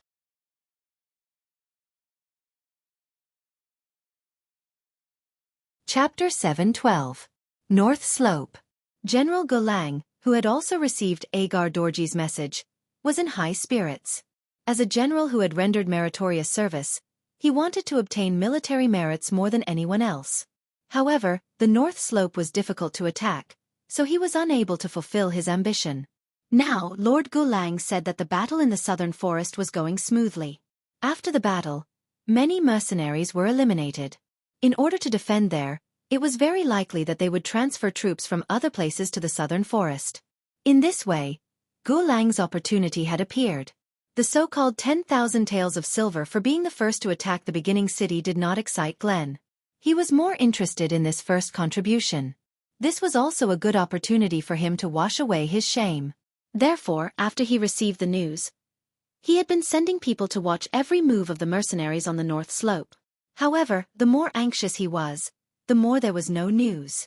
Half an afternoon and a night passed, but there were still no clues. Just when Gulang was a little impatient and was thinking about whether to send people to ask Lord Gulang again, the scout finally sent news that the mercenaries on the North Slope were moving. They seemed to be changing their guard. A large number of people were moving, but because of the terrain, they could not see clearly what was happening. They must have received orders to send reinforcements to the battlefield in the southern forest. After the scout finished reporting the news, Gulang was excited and made some arbitrary conclusions. General, if that's the case, why don't we attack now and attract the enemy here? This is equivalent to giving Lord Gulang more opportunities. The scout misunderstood and asked. There's no need for that. Gulang immediately shook his head. This was an opportunity for him to perform meritorious service. How could he give it to others? Therefore, while shaking his head, he said aloud, Lord Gulang has already sent an order for us to find a way to rush to the beginning city. This is the greatest support for Lord Gulang, understand? Understood. General. The scout replied as if he had understood the situation. After convincing the scout, Gulang said with a slightly excited expression, How about this? You find a way to get as close to the enemy as possible and watch their movements. Once you find that they have finished deploying their troops, inform me. Then, prepare the entire army and launch a fierce attack in 2 hours. Gulang still had some brains. He did not attack immediately because he wanted to create an opportunity for the other party to divide their forces. Only in this way could he seize the opportunity to make contributions and rush to the beginning city. His goal was to directly rush into the city. By then, the mercenaries would no longer have a base behind them. With a pincer attack, It would be the time to destroy the mercenaries. If he could really do this, Gulang would have defeated the war god of the great Ming dynasty. As a result, his name would resound throughout the entire grassland. At that time, who would dare to look down on him? At that time, he would be able to raise his voice even in front of Lord Agar Dorje. Glenn was very excited and looked forward to the future. However, he did not know that the mercenaries on the north slope were not really splitting up. They were just faking it. They had even dug a large enough pit to trap horses on the top of the slope, and had even joined forces with the Tiger's main independent regiment that had rushed over from the West River. They were just waiting for him to attack, and then they would give him a head-on blow and take him down in one fell swoop. This was originally one of Yang Chindong's plans. First, he would engage in a battle with the main force of the Tatar army on the battlefield that was most suitable for cavalry charges. In order to show the enemy that he was weak, he deliberately lowered the power of the continuous fire guns. This was to make Agar Dorje underestimate the enemy, and think that he would definitely mobilize troops from the other two places in order to defend the southern forest. Once this news spread to the West River and the North Slope, they would fall into the trap and send out troops. In this way, he could gather the superior forces to launch a counterattack and achieve his goal of defeating them one by one. In this way, he could gather the main force of the Tatar army again and achieve his goal of defeating them in one battle. Gulang, who did not know about this, was eager to make contributions. When he heard that the mercenaries on the top of the slope might have split up, he looked for an opportunity to kill his way up. Only half an hour after he received the news, the mercenaries who rushed to support the southern forest should have gone far away and would not be back for a while. The Tatar cavalry under the slope had begun to attack. Although it was said to be a slope, it was not very urgent. It was just that the slope was longer and was not suitable for the cavalry to charge. However, if the cavalry worked hard, they would still be able to charge up. It was just that they would need more time. This time, it was no longer a probing attack. The first charge was to send out 2,000 cavalry as the vanguard. Different from the previous two charges, these 2,000 cavalry were only met with sporadic resistance and had already charged halfway up the slope. Looking at the top of the slope, there were only a few hundred mercenaries who were giving out bows and arrows. Haha, as expected. Seeing that the front army was progressing so smoothly, Gulang laughed endlessly. He finally gave the order for the entire army to attack. Immediately, 10,000 Tatar cavalry loudly shouted and charged up the slope from the bottom of the mountain. On the top of the slope, the independent regiment's commander Tiger Mane and the cavalry reinforced regiment's commander Windchaser used binoculars to stare at the Tatar cavalry under the slope. The two of them revealed a look of disbelief. What a good-for-nothing. Even if it is a charge, it should not be so fast. Windchaser shook his head and put down the binoculars in his hand. He sighed and said, "Haha. Good for a good-for-nothing. Our plan can be carried out even more smoothly. We can go support the southern forest even faster. The young master has been waiting for our good news." Tiger Mane also put down the binoculars in his hand. Then he reached for his waist and took out a 54 handgun. It was the basic equipment for mercenary officers and above. It was also a symbol of status. With Tiger Mane's status, he had already been equipped with this kind of high-level weapon. Now that he took it out, he was preparing to launch a counterattack. Windchaser also took out a 54 handgun from his waist. Then he carefully wiped it again and again. When the entire body of the gun was wiped until it seemed like it was reflecting light, he opened the safety and aimed it at the top of the slope. This time, he also wanted to have fun with a handgun. Seeing Windchaser's excited appearance, Tiger Mane smiled and kindly reminded him, "Commander Windchaser, a handgun is not like a spear. The shooting distance is limited. If it is too far, it won't have any effect." I know. Windchaser repeatedly nodded. However, it could be seen that Windchaser was still a bit nervous. It was just like the first time he held a blade and rode on a horse. The two commanders only hid and didn't move. The other mercenaries also waited in their positions. Just like this, the Tatar cavalry charged halfway up the slope and into their line of sight. Deng Yu, who was in charge of luring the enemy, looked like he was going all out to stop the advance of the Tatar cavalry. However, it was obvious that because of the small number of people, he was powerless. Seeing the enemy rushing up, he immediately panicked and shouted to retreat. Immediately, hundreds of cavalry turned around and fled. That clean and neat appearance attracted bursts of laughter from the Tatar cavalry behind. Under the laughter, Gulang also rushed to the top of the slope with the main cavalry. He also saw the scene of Deng Yu leading the cavalry to retreat. Ha ha ha, good. Now we have successfully reached the top of the slope. Next, it is time for us to make a contribution. Boys, charge together with this general. The first to reach the beginning city will be rewarded with 100 silver taels. After Gulang shouted to boost the morale, the Tatar cavalry in front of him shouted excitedly. Then they rushed forward crazily. They wanted to follow behind Deng Yu to see if they could kill the enemy in the process of chasing. At the same time, they also wanted to get closer to the beginning city. In this way, Deng Yu ran in front. Behind him, there were tens of thousands of Tatar cavalry waving their sabers. From time to time, there would be people shooting arrows. Although the distance was still far and it was impossible to shoot, it did have a big deterrent effect. Deng Yu, who was running in front, looked back from time to time. When he saw that the Tatar cavalry had indeed fallen into the trap and caught up with him, the corner of his eyes showed a trace of a proud smile. He looked back and saw the inconspicuous road sign on the side of the road. He said loudly to the cavalry warriors beside him, "We will soon reach the horse trap area." Everyone split up according to the plan. The mercenary cavalry who had been informed in advance of the trap immediately split into two sides, leaving the dangerous area and continuing to run forward. Some of the Tatar cavalry who were less than a mile behind also noticed this scene, but they didn't take it to heart. In their opinion, the enemy was probably in a panic and didn't know where to go. Since that was the case, they would just chase after them. Perhaps they were eager to make a contribution, perhaps they were impatient and careless, or perhaps they were arrogant and underestimated the enemy. In short, the Tatar cavalry broke into the horse trap that the mercenaries had already dug. Previously, they had considered the large number of enemies, so when the horse trap was dug, the scale was very large. It was more than 30 meters wide and 3 miles long.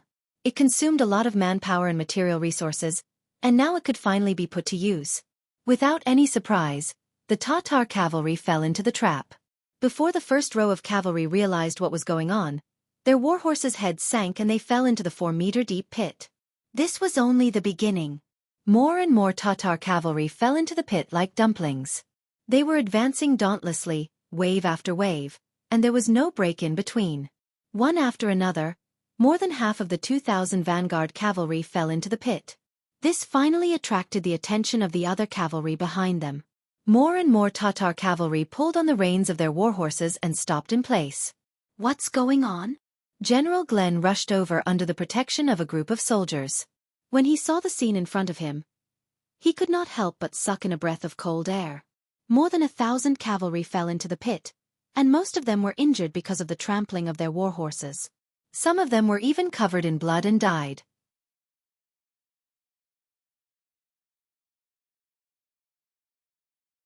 Chapter 7:13. Bastards, damn mercenaries. Seeing that he had lost more than 10% of his troops, Glenn was naturally furious. When he raised his head to look at the mercenaries who were still retreating along the path, he said angrily, "Chase, continue to chase after them. They don't have any more tricks up their sleeves. I want to catch them and tear them into pieces." In Glenn's view, this was clearly the last resort of the mercenaries. This also proved that the other party had no other tricks up their sleeves. Otherwise, how could they set up such a big trap? It was too late and they didn't have time to rescue the cavalry who fell into the pit. After asking them to think of a way to save themselves, Glenn led most of the cavalry and continued to pursue the enemy. For safety reasons, he deliberately sent a cavalry team of 100 people to walk in front to prevent the appearance of traps. Obviously, this kind of worry was unnecessary. Large-scale horse traps required a lot of manpower and resources. Even if the mercenaries had individual shovels in their hands, it would be much easier to dig them out. However, such a large-scale trap with a wide area was not something that could be easily dug out. After chasing for another 3 miles, they were still very safe. This also made the Tatar cavalry who was originally nervous began to feel relieved. They began to speed up. Glenn, who was walking in the team, thought that at this speed, they should be able to reach the beginning city around noon. Disaster always came when there was the most hope, just like the darkness before dawn. Just when the Tatar cavalry thought that they saw hope and discovered that the distance between them and the mercenaries was shortened from 1 mile to less than 300 meters, suddenly, a loud gunshot broke the previous silence. Tiger's Mane, who was hiding in the grass on both sides of the road, opened fire. With the help of the half-meter-tall grass, he fired the first shot and hit a centurion who was shouting to urge the cavalry to move forward. The gunshot was an order. This shot led Windchaser to fire a shot as well. It was a pity that he still needed to practice his marksmanship. Although the distance was less than 40 meters, this shot still missed and didn't hurt anyone. But it didn't matter. After this shot, it attracted the attention of the 4 independent battalions who were lying in ambush at the same time. They were the only firearm battalion other than the 2 Southern Forest battalions. The 4 battalions had a total of 1,600 men. Gunshots rang out in unison, and in just one wave, they killed the 1,000 Tatar cavalry charging at the front. When the Tatar cavalrymen were killed one after another, the entire Tatar cavalrymen were shocked and panicked. At this moment, along with the second wave of gunfire, the mercenaries who were fleeing stopped in their tracks. Not only that, but thousands of cavalrymen also appeared beside them. They brandished their sabers or held bows and arrows as they charged towards them. The arrogant Tatar cavalry was stunned by the sudden change in front of them. They watched as their companions were killed one by one on their horses. When they saw the cavalry getting closer and closer, many arrows were already falling in front of them. Some of their companions were even injured. They began to feel fear. The vanguard cavalry was killed by spears or arrows one by one. They were unable to exert enough fighting power. It was like a fist being held down by someone.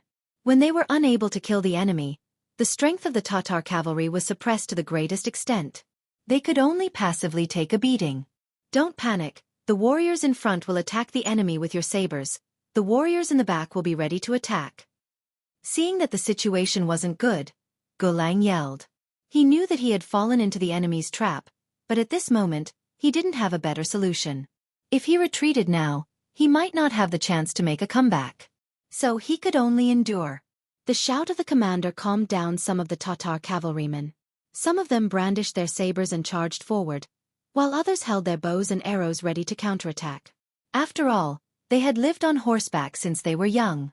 Although there was an unknown change in the situation, their good psychological quality allowed them to quickly calm down. Throw grenades and break the enemy's formation. Prepare the bazookas and break their psychological defense. Tiger's Mane, who was hiding on the side of the road, was also shocked by the Tatar cavalrymen's fighting spirit. Fortunately, he still had a backup plan that could break the enemy's psychological defense. Under the order, some of the soldiers of the independent regiment took out the weapons they had prepared for a long time from their backs or waists. Tiger's Mane specifically asked them to stay behind when the 3 divisions of the Cold Front Division left. There were still a lot of grenades, and although there weren't many bazookas, it was still enough to deter the enemy. When these heavy weapons were taken out and activated, countless grenades were thrown at the Tatar cavalrymen like rain. There were also 2 bazookas loaded with shells and began to fire. The situation on the battlefield instantly became very tense. Boom boom boom boom boom. Boom boom boom. Boom. First, there was a series of loud bangs from the grenades. They smashed a huge hole in the Tatar cavalry, causing countless warhorses to lose their composure amidst their neighs. They no longer listened to the orders of the cavalrymen and danced wildly. 2 rocket launchers were launched to completely suppress the Tatar cavalry's charge. When one of the rocket launchers landed 200 meters away in the enemy's main camp, the fighting spirit that had just been gathered due to Gulang's words suffered a heavy blow in an instant. Under the roar of the bazooka, the cavalrymen were completely stunned by the scene of flames and debris flying in the air. They had never seen such a situation before and didn't know how to deal with it. The war horses under them became the fuse that led to their final defeat. The war horses were terrified and ran for their lives. They didn't care about the feelings of their masters and didn't listen to any of their orders. It was a mess, a complete mess. In the chaos, horses bumped into each other and people bumped into each other. Before the mercenary cavalrymen rushed to the front, the Tatar cavalrymen had already fallen into the process of killing each other. One after another, the cavalrymen were thrown off their horses. One after another, the war horses crashed into each other and fell to the ground. This time, Gulang wasn't spared. After all, When the warhorse went crazy, he didn't care if it was an ordinary soldier or a general who commanded thousands of troops. Under extreme fear, they only knew how to instinctively run and crash in all directions. Before Gu Lang could continue to issue orders, he was thrown to the ground by the warhorse. Then, he was unlucky enough to be trampled by another warhorse that came out of nowhere. A weight of more than 1,000 kilograms pressed down on his body, causing Glenn to involuntarily open his mouth and widen his eyes. A series of crisp sounds rang in his ears. It was the sound of his ribs being crushed. Pfff. A mouthful of blood spurted out from Gu Lang's mouth without warning. When the warhorse finally trampled over him, he was unfortunately trampled by another warhorse from afar. Under the continuous trampling, the only thing Gu Lang could do was to keep coughing up blood. Then, the strength in his body started to disappear. At the same time, the blood in his body and the strength in his breath also disappeared. In such a chaotic world, Gu Lang reluctantly closed his eyes and breathed his last breath. Gu Lang was dead. With the death of their general, the soldiers under him lost their commander and the formation became even more chaotic. In addition, there were more than 1 or 2 Tatar cavalrymen who suffered the same fate as Glenn. When the number of Tatar cavalrymen gradually grew to a certain scale, their will to resist was completely worn away. The remaining Tatar cavalrymen only wanted to escape from this purgatory of the human world. They had no other thoughts. Charge! Kill! Dismount and throw your swords. Those who surrender will not be killed. At this moment, a large number of mercenary cavalry arrived. Taking advantage of this unstoppable momentum and chaos, they slaughtered their way into the chaotic Tatar cavalry as if they were in a no-man's land. Raising their swords, they chopped down one enemy after another under their horses. Under the strong morale, many of the defeated Tatar cavalrymen chose to surrender. After all, knowing that they would die if they resisted, it was not bravery but foolishness. 10,000 Tatar cavalrymen suffered heavy losses, especially under the attacks of muskets, grenades, and rocket launchers. Their will to fight was disintegrated. In the end, they abandoned their remaining will to fight and their dignity. They became defeated soldiers and captives. Whew! Tiger Edge let out a long sigh and stood up from the grass. He then looked at Wind Chaser, who had an equally excited expression, and said, "Let's hurry up. The young master is still waiting for us to reinforce and regroup." Okay. Wind Chaser also knew that they were able to obtain victory here because of the support of the independent firearms unit. Since they had won, what they needed to do now was to rush to the southern forest with the fastest speed and meet up with the 6th young master to annihilate the last of the Tatar cavalrymen. Come, hurry up and clean up the battlefield. If anyone doesn't surrender, kill them. Don't waste time. The will to fight had been defeated, so the next step was much easier. Clean up the battlefield and capture the captives. Wind Chaser had already given the order. The soldiers under him still wanted to go to the southern forest and continue to make contributions. In their impatience, whenever they encountered a Tatar cavalryman who showed resistance or didn't surrender, they would kill them without saying anything. It was precisely because of such cruel actions that the Tatar cavalry became afraid. These mercenaries really didn't take human lives seriously. When they saw someone coming over to persuade them to surrender, they didn't dare to hesitate and threw down their swords and dismounted from their horses. 10,000 cavalrymen, 3,000 died, 2,000 were injured, and 5,000 were captured. And to complete these actions, it only took them 2 hours. Could be said that they were very fast. Send 1,000 cavalrymen and a battalion of firearm soldiers to transport the captives and the wounded back to the beginning city. The rest of you, follow me to the southern forest. Hurry! Seeing that the situation was settled, Tiger's Mane's voice was slightly anxious. He was really worried about the young master's safety.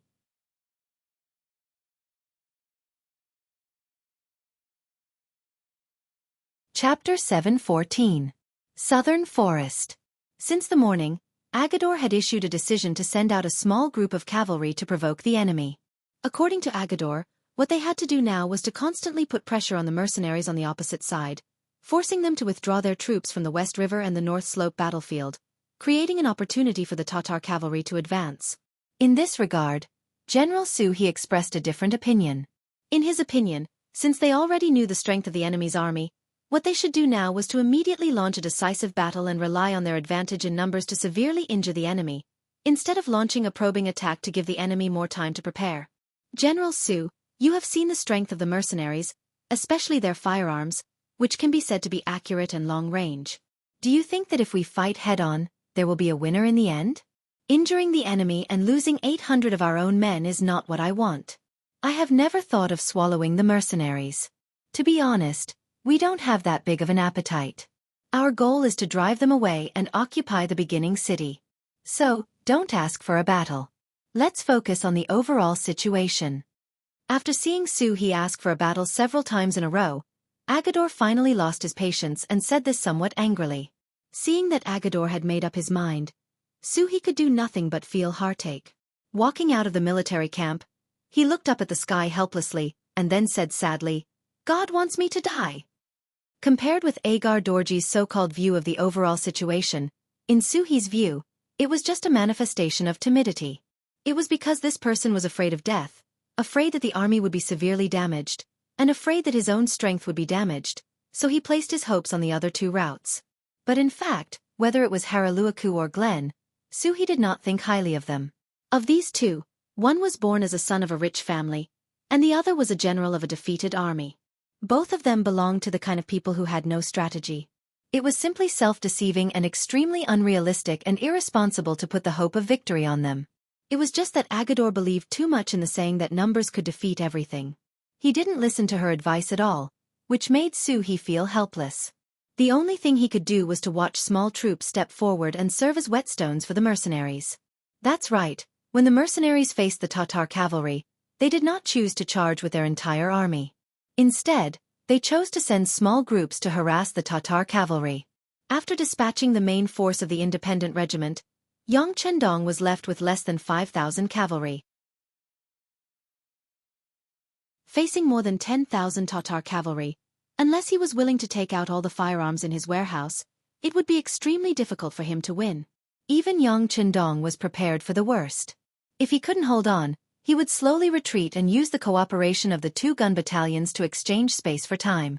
As long as the enemies at the West River and the North Slope were dealt with, he would have more troops to deploy. At that time, it would be time for him to launch an all-out counterattack. Unexpectedly, the other party seemed to know what he was thinking and cooperated with him. They did not choose to charge with their entire army, but instead sent small groups to harass the enemy. This was exactly what he wanted. After discussing with the two regimental commanders, Yella and Lu Zhua, he decided to send a small group of cavalry to confront the enemy head-on and treat it as actual combat training. It was true that Agador brought elite Tatar cavalry, but the strength of the mercenaries was not bad either. In particular, their training was several times better than the other forces. It could be said that the combat strength of the cavalry was increasing every day. In addition, their cavalry sabers were sharp and tough, which increased their chances of winning by a bit. Now that the other party wanted to fight with fewer people, of course they would help. In this way, the other side would send out a few hundred people, and the other side would send out a few hundred people. Both sides began a cavalry charge outside the vast southern forest.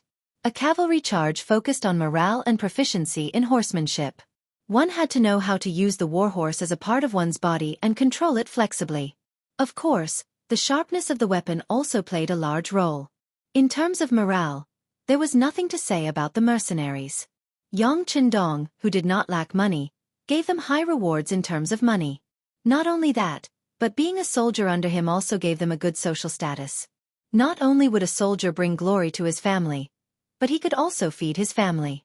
Their horsemanship had also improved under hard training. Even if they could not compare to the elites of the Mongol cavalry, normal cavalry would not be a match for them. Furthermore, the cavalry swords were made by the Chimeric City Munitions Factory, so the materials used were abundant.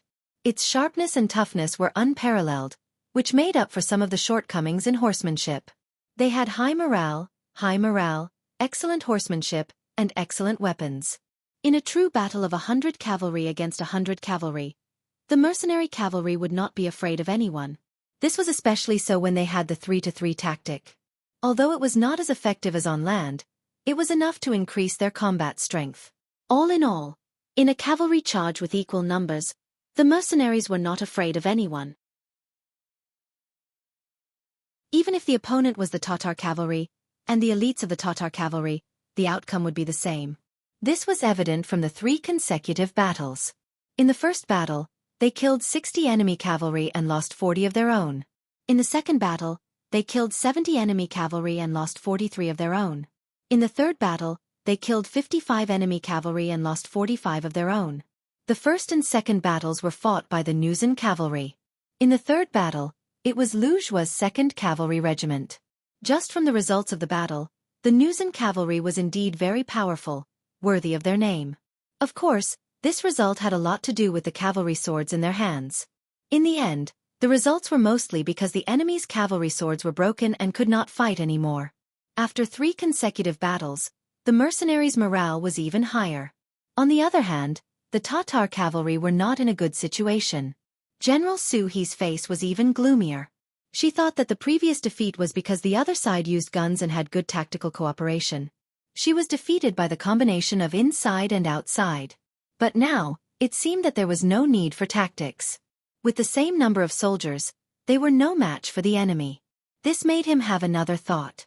Was it a mistake to choose to be the enemy of the mercenaries this time? The Tatar cavalry needed to find a new base because of the lack of provisions. But did it have to be the beginning city? But it was obviously too late to say this now. The war had already begun, and it was no longer a situation where one side could retreat as they wished. For example, if they ordered a retreat now, it would be a great blow to the Tatar cavalry's morale. If the mercenaries chased after them at this time, it was likely to lead to a one-sided battle. If that was the case, they would lose without a fight. Feeling that if the battle continued like this, even if there was good news from the West River and the North Slope, the morale of the troops would still be damaged. Su He once again walked into the tent of Commander-in-Chief Agar Dorj and put forward his request. That was, they could not continue fighting. Sir, we can't continue fighting. After 3 battles we have lost. The morale of the troops has begun to become unstable. Su He said with a worried face. Yes. Agar Dorj, who was sitting at the head of the tent, replied absent-mindedly. Sir, what are you thinking about? Seeing that Agar Dorj's expression was a little ugly, Su He asked casually out of concern. It's nothing. It's just that the scouts we sent out suddenly stopped responding. There's also no news from the West River and the North Slope. It's been almost a day. Do you think there's a problem? Agar Dorj hesitated for a moment, but considering that Su He was his general, there were some things that he should not hide from him. So, he carefully told him what had happened. What? Originally, Su He thought that Agar Dorj was too tired from the battle and had some problems with his body.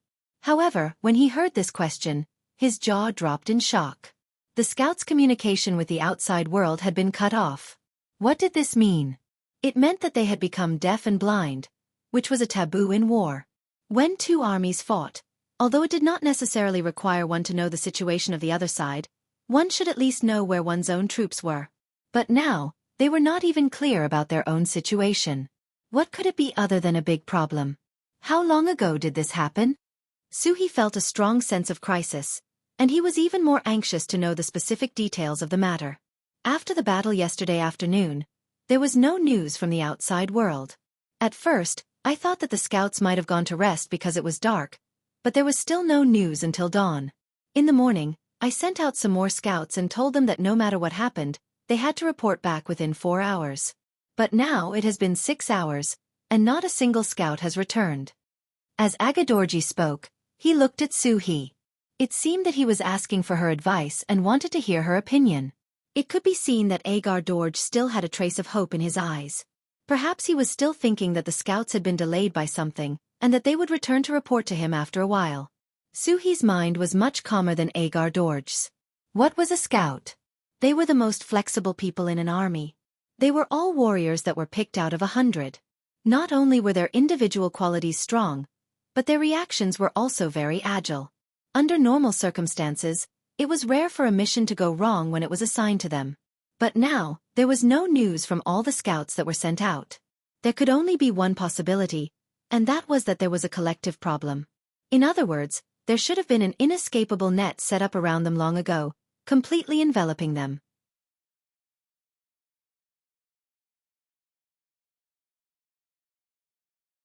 Chapter 7:15. That was the only way for such an outcome to occur. In the face of such an obvious problem, Agadorji, as the commander-in-chief, still had a fluke and fantasy mentality. Suhi was so angry that she couldn't say a word. However, this wasn't the time to pursue the matter. Instead, he had to solve the problem. Although there was anger in her heart, Suhi still suppressed the anger in her heart. She tried to say in a calm but anxious tone, "Your Excellency, I'm afraid things are not good now." "How is it not looking good?" Hearing Suhi's analysis, Agar Dorji's heart skipped a beat. "My lord, scouts are the strongest army. Even if they don't complete the mission well, they should still be able to return and report back. But now that they can't even do that, it can only mean that something has happened to them. Not only them, but I'm afraid that young Master Hala and General Gulang aren't in a good situation either." Suhi voiced out his suspicions. "They aren't in a good situation either? That can't be. They have a total of 15,000 cavalrymen, and how many mercenaries do they have? Their main force can't even move in front of us, so how could they have the strength to attack us?" Agar Dorji said with a look of disbelief. "My lord, now is not the time to be thinking about luck. We didn't know how strong the mercenaries are before, but after these 2 days, it's obvious that we underestimated them. Since that's the case, anything is possible. For safety's sake, I suggest that we retreat immediately and meet up with young Master Hala and General Gulang's troops." Suhi didn't dare to take any chances. A commander was walking on a single-plank bridge. Being careful was one of the necessary qualities. "Retreat now? Is it that serious?" Agadorji finally looked at the situation seriously, his expression becoming more and more serious. "Yes," Suhi said in a very positive tone. Previously, they were worried that a sudden retreat would cause unnecessary trouble or even some unnecessary losses. But now, it seemed that there was no other choice but to retreat. It was better than being annihilated one by one. In the face of Suhi's resolute attitude, Agadorji's face finally crumbled. If the situation is as serious as the general says, then we should retreat. However, the arrangements will depend on the general's plan." "All right, I'll arrange it now. It's already evening now. I'll immediately arrange for the army to start a fire and prepare a meal. When the sky is completely dark, we'll retreat overnight." Suhi cupped his fists with a solemn expression. "We'll do as you say." Agar Dorji's mind was already in a mess because of these words. He could no longer make any correct judgments and could only listen to his subordinate. Suhi finally left the barracks. As soon as he came out, he took a deep breath and looked at the mercenary camp 5 miles away. He then narrowed his eyes and called a guard and said, "Order the army to start a fire and prepare a meal immediately. Also, arrange for 100 cavalry to challenge the mercenaries." The guard had a puzzled look on his face. Previously, the general was against such a small army fighting. It was no different from sending them to their deaths, and it would be a blow to their morale. Why did the general change his mind in such a short period of time? But since it was the general's order, of course he would obey. After cupping his fists, he turned around and made the arrangements. After watching the guard leave, Suhi looked at the mercenary camp again and murmured, "I underestimated you, but once we leave this time, the next time we come, we will definitely let you know the power of the Tatar cavalry." Mercenary camp. Yang Chendong was resting in the big tent when Beta Persei suddenly entered the tent to report that the Tatars had sent another 100 cavalry to challenge them. "They sent people again?" Yang Chendong raised his head when he heard this. A trace of doubt flashed in his eyes. "Yes, they sent another 100-men team. They are now 2 miles away from our camp and have already set up a formation." Beta Persei nodded and replied. "Then arrange for the 2nd Regiment to send a company of brothers to meet them. Oh, by the way, call Commander Yella and Lu Zhua to come over for a meeting." After Yang Chendong finished arranging, he instructed again. For some reason, he felt a faint sense of uneasiness in his heart. Beta Persei left, but after a cup of tea, he reappeared. Along with him were the commander of the Nuzan Cavalry Regiment, Yella, and the commander of the 2nd Regiment, Lu Zhua. "Hello, 6th Young Master." As soon as the 2 regimental commanders entered the tent, they were extremely respectful. "You're welcome. Take a seat wherever you like. Beta Persei, serve the tea." Yang Chendong invited the 2 regimental commanders to sit in front of him with a smile on his face. As soon as the 2 of them sat down, he said, "It's almost dark, and the Tatars have sent troops to challenge us again. What do the two of you think? Originally, the two of them were receiving tea from Beta Persei, but when they suddenly heard this, they were both stunned. Then the two regimental commanders looked at each other and fell into deep thought. Since it was the sixth young master who asked the question, it naturally wouldn't be so simple. Previously, the two of them didn't take this matter seriously. They thought that since the other party had challenged them 3 times in a day, it wouldn't be a big deal if there was a 4th time. But now, they didn't dare to think this way. Those who could become regimental commanders were those who were favored by Yang Chendong in the field of military affairs. They all had some skills, and some of them were even quite capable. Now that they were reminded, the two of them thought for a while and found the problem. Could it be that they're hiding something? Lu Zhua was the first to speak. Yella followed up and asked, could it be that they're going to make a big move and are using this as a cover? Not only did Yang Chendong ask this question, but the two of them also said this. After thinking about it, they also found something strange. For example, why would they send cavalry to challenge them at such a late hour? For example, they had lost all 3 battles during the day, but why would they want to carry out a 4th battle? Could it be that they had found a way to attack?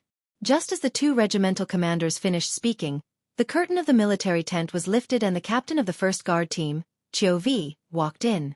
As soon as he came to Yang Chendong's side, he stood at attention and said, reporting to the 6th young master, the 100 Tatar cavalry that came to challenge us this time are the same as before. Also, you asked me to observe the other party's movements. The scout said that the other party is cooking, and the camp looks very busy. That's right. After Yang Chendong heard this, he slapped his thigh and laughed. He felt that something was wrong before, so after Beta Persei went out, he called Chiu Vi and asked him to inquire about these 2 things. The answer to the first thing already proved that the other party didn't have any new methods. In other words, the so-called Tatar cavalry didn't have any new methods to attack. The second thing was to see if there were any changes in the Tatar camp. The conclusion now confirmed a lot of things. It was the end of July, and the days were long and the nights were short. In order to prevent the soldiers from starving at night, meals were served late. Generally, when there was no war, meals wouldn't be served so early. Based on this alone, the Tatar camp's actions could be considered abnormal.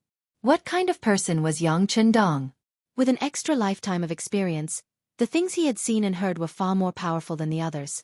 Especially his work in his previous life required him to be cautious. Many times, if the slightest problem was not discovered and solved in time, it would lead to irreparable consequences. So in terms of courage and carefulness, no one could compare to him. The sudden challenge from the Tatar cavalry made him vigilant, so it was not surprising. Of course, if Suhi knew that he deliberately sent troops to challenge them in order to show that he was normal, but this kind of behavior was a bit excessive and would attract attention, he wouldn't know whether he should cry or cry. The enemy will definitely make a move. If my guess is correct, they are most likely preparing to retreat. Yang Chendong summarized the 2 pieces of information he just received. It was a bit arbitrary, but also a bit resolute. The enemy is retreating. Hearing the news, Yi La and Lu Zhua were startled, but they quickly nodded. As the saying goes, when things are abnormal, there must be a demon. According to this kind of inference, the 6th young master's words were very reasonable. Since they guessed that the enemy was retreating, the 2 commanders immediately became spirited. 6th young master, we should also immediately make preparations. Let's eat now and then keep an eye on them. Once we discover that they are retreating, we will chase after them and kill them. We will heavily injure or even wipe them out. No. To their surprise, Yang Chendong shook his head. Then he smiled and said, we will chase after them, but there is no need to eat. We can inform the soldiers to eat some cold food. In any case, the weather is hot right now, so it doesn't matter. The enemy doesn't want us to guess their intentions, so how can we not cooperate? Ha ha ha. By the way, Tiger's Mane and Windchaser should be rushing over with the army. Let's see where they are now. Yang Chendong's intention was to have a good rest at night and wait until tomorrow morning to launch an all-out counterattack. However, the plan was not as fast as changes. Since the enemy was already vigilant, the timing of the attack would naturally change. Young master, I will go and check. Beta Persei quickly nodded and walked out of the military tent. Yang Chendong was left behind to discuss the pursuit with the two commanders. After a while, Beta Persei walked back. "Young master," I asked the scouts. "They said that Tiger's Mane and Windchaser's Mane are rushing over to me. They should be able to meet us here in 1.5 hours. 1.5 hours. At that time, the sky will be dark. I'm afraid they won't give us that much time." Yang Chendong said thoughtfully. Then he seemed to have thought of something. He suddenly got up and came to the sand table. He looked at it very seriously, then pointed to the west of Nanlin and said, "Send scouts to inform Tiger's Mane and Windchaser. Tell them not to come to us directly. Go to the place where the Tatar army retreated and set up an ambush. Tell them that time is limited and they must rush over as fast as possible. We will try to buy them some more time." Beta Persei accepted the order and left. Yang Chendong looked at Yilao and Luzhua and said, "You two will have to work hard. Immediately go down and have a mobilization meeting. Remember, don't gather together.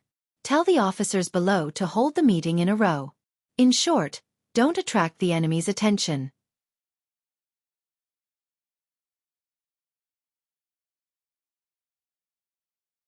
Chapter 7:16. Tatar Camp. The cavalry was eating. Su He, who had finished his meal first, walked out of the military tent. A scout came to him and reported in a low voice, "General, there is nothing unusual on the side of the mercenaries." "Okay," Su He replied calmly, and his heart was slightly relieved. This time, they sacrificed another 100-man team to challenge the mercenaries. Presumably, the other party should still be immersed in the joy of victory. They probably wouldn't have thought that they, who had just challenged the mercenaries, were now ready to retreat. Speaking of which, Su He still had another way to go. That was to go all out and fight the mercenaries to the death. It was just that in this way, even if they could win with the combat power of the mercenaries, they could only win with great difficulty. Without enough strength, even if they occupied the origin city, could they defend it? This was also a problem. In a big battle, they paid a sufficient price, but did not get the corresponding benefits. This was definitely not what Su He wanted, let alone what Agador wanted. In desperation, they had no choice but to retreat. Fortunately, no one would think that they would suddenly retreat when they had the advantage. In this way, once they gathered young Master Hararo's troops and General Golang's troops, their strength was still not small.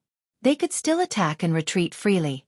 Didn't the Han people have a saying, "Where there is life, there is hope"? As long as they had enough strength, they would not die out in the grassland. At worst, they could go and snatch other people's territories. With the strength of nearly 40,000 cavalry in their hands, how many people could be their opponent? It was a pity that the origin city was not fated to be with them. Thinking of this, Su He still felt a little regretful. In this way, pass down the order. After eating, have a good rest. When the sky is completely dark, we will retreat. Inform all the cavalry that no one can light the torches. Just leave quietly. Since they had decided to leave, there was obviously no need to think about other things. After Su He shook his head vigorously. He instructed the scout beside him. It had to be said that Su He was worthy of being a famous general. He was very careful when doing things. If the opponent this time was not Yang Chendong but someone else, perhaps he would have been deceived by him. The sky gradually darkened, to the point where they had to use torches to see the road under their feet. But from afar, he could still see some shadows, so Su He wanted to wait a little longer. But at this moment, an unexpected thing happened. Suddenly, a scout came to report that the mercenaries had sent a team of 100 cavalrymen to challenge them. "They want to challenge me? It's already so late. Can you still see clearly?" Su He was surprised and puzzled when he heard the news. The scout also had a confused look on his face. He was only responsible for passing on the message. Other things were not for him to consider or question. "All right, since they're here, then let's fight. How about this? Arrange a team of 100 to fight with them. But make sure to tell them that if they can't win, then retreat. There's nothing to be ashamed of. This is also my order." Su He did not want to agree, but if he did not agree, what would he do if the other side was alerted? In the end, he had no choice but to accept the challenge. What Su He didn't know was that this was just Yang Chendong's stalling tactic. He was giving Su He a taste of his own medicine. Right now, he needed time to give Tiger Edge, Wind Chaser, and the others some time. After thinking about it, sending someone to challenge them now was the best option. If it was a normal day, the Tatar tribe might not agree if they sent people to challenge them at this time. But now they wanted to escape. As the saying goes, a thief has a guilty conscience. They would definitely accept the challenge. With this in mind, a company of cavalrymen was sent out. Su He did not think too much about it. In his opinion, the other side clearly wanted to continue showing off their strength. Moreover, he had issued 4 challenges during the day. Wouldn't he allow them to challenge him again? This was a very normal thing. Just like this, when night fell, both sides sent a team of 100 to fight on the prairie. The result was needless to say. Of course, the Tatar cavalrymen were defeated. Compared to the day, this battle was shorter. But even so, the mercenaries were able to gain half an hour of time. This was because even after the battle ended, the victorious mercenaries didn't retreat immediately. Instead, they stood on the spot and cursed for a while. After cursing to their heart's content, they laughed heartily and said that they were going back for dinner and returned happily. The scout came back with news that there were fireworks in the mercenary camp. This made Su He feel relieved. Since the other side chose to cook at this time, they must not have thought that he would escape. The opportunity finally came. Pass down the order. The army will retreat in order. Leave the torches and tents behind. In order to completely cover up the traces of the retreat, Su He made a lot of sacrifices. When the sky was completely dark, the Tatar cavalrymen finally began to retreat. Agar Dorj was in the army, and he retreated with the First Army. He left the dangerous task of covering the retreat to General Su He. Under the cover of the night, the scouts who were lurking within a mile of the Tatar camp saw everything with the help of night vision devices.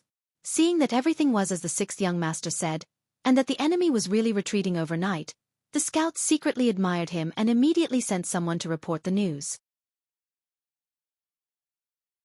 The mercenaries who did not hold torches had already mounted their horses, their swords were sheathed, and their bows were on their bodies. The news from the scouts confirmed the 6th young master's guess. There would be a big battle soon, and it would be a chase. All the soldiers were somewhat excited. Yang Chendong was also riding on the white dragon horse.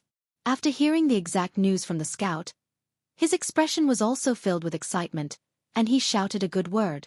The enemy had decided to retreat, and now was the time to beat a drowning dog. Yang Chendong pulled out the saber at his waist and loudly said to the 5,000 cavalrymen beside him, "Soldiers, it's time to perform a meritorious service. Pass down my order. Pursue and beat the Tatar cavalrymen." Beat the Tatar cavalrymen. The roar was like a tsunami, followed by the movement of thousands of horses. The torches were lit again and held in their hands. Other than a small number of soldiers who stayed behind to guard the camp, the rest of the cavalry let out a loud roar and all of them patted their horses and madly galloped toward the Tatar camp. The Tatar cavalrymen who were retreating step by step according to the plan suddenly saw countless torches coming from the front. The torches were getting closer and closer, and they panicked for a moment. General Su He, who was commanding the army, was also shocked by the scene in front of him. His first thought was that his plan had been exposed, and the enemy knew about it. Things are not good. You follow me. The rest of you, quickly retreat. I will catch up with you later. As expected of Agar Dorji's #1 general, Su He quickly calmed down and quickly gathered the 3,000 cavalrymen to stay behind to cover the retreat. The situation was too sudden, and it was useless to say anything. At this time, they needed time to retreat. Su He stepped forward bravely, holding the bow and arrow he often used, and shouted to the 3,000 cavalrymen behind him, "Follow me and use the bow and arrow to counterattack and suppress the enemy's momentum." 3,000 cavalrymen and 3,000 arrows. Under the simultaneous attack, the battle formation was very shocking. At least in Su He's opinion, it would not be a problem to hold on for a while. The rest of the Tatar army quickly retreated. Su He led the 3,000 cavalrymen and waited for the mercenaries to come closer. When the first torches were less than 200 meters away, Su He took the initiative to draw his bow and shouted, "Everyone, follow me and counterattack with a bow and arrow. Fire!" Suddenly, arrows were shot out like rain, heading straight for the mercenaries coming from afar. Wherever they shot there were torches. This seemed to have become a target marker, allowing everyone to find the direction of their attacks in the dark. Ding ding dang dang. The arrows fell like a dense rain, and from time to time, the torches would suddenly stop and fall to the ground. Under such a dense counterattack of arrows, many of the mercenaries were shot down from their horses. However, there were still more cavalrymen who rushed over. The ones in the lead were the black-armored cavalrymen, who were led by Yang Chendong and more than 100 guards. Taking the lead on the battlefield not only gave a strong motivation to the soldiers below, but also improved their morale. On the battlefield, the actions of a general could indeed lead the army to have a more positive effect. Relying on the protection of his heavy armor, he ignored the enemy's arrows and allowed them to land on his body, creating clanking sounds. Soon, he closed the distance of 200 meters. Then, he brandished his saber and killed the Tatar cavalrymen on their horses. Turn around, retreat while fighting. Su He, who already knew the strength of the mercenary cavalry, knew that if he directly went up to fight with them, it would be difficult for the 3,000 cavalrymen, including himself, to escape alive. The only thing he could do now was to retreat while fighting. Only then could he see more chances of survival. Su He kept retreating, and the 3,000 Tatar cavalrymen also fought and retreated with him. However, the drawbacks of doing this were also very big. If they didn't form a sufficient defensive line, they wouldn't be able to resist the attack of the mercenaries. In such a retreat, the losses of the Tatar cavalrymen were naturally great. After a few exchanges, about 500 cavalrymen's corpses were left behind. Retreat quickly. Use the arrows to counterattack while retreating. Knowing that if this continued, the 3,000 cavalrymen would be eaten sooner or later, Su He anxiously shouted. The Tatar cavalrymen were very obedient, or it could be said that they were very disciplined on the battlefield. After hearing Su He's words, they turned around and fled. While fleeing, they used the arrows from time to counterattack. In this way, the original cavalry charge evolved into a chase. At this moment, the archers on both sides displayed their ability to fight on horseback. Arrows flew back and forth, and it was very lively. You're tuning in to the Wisdom Diary YouTube channel. Don't forget to subscribe and join us on this journey to catch the most captivating stories.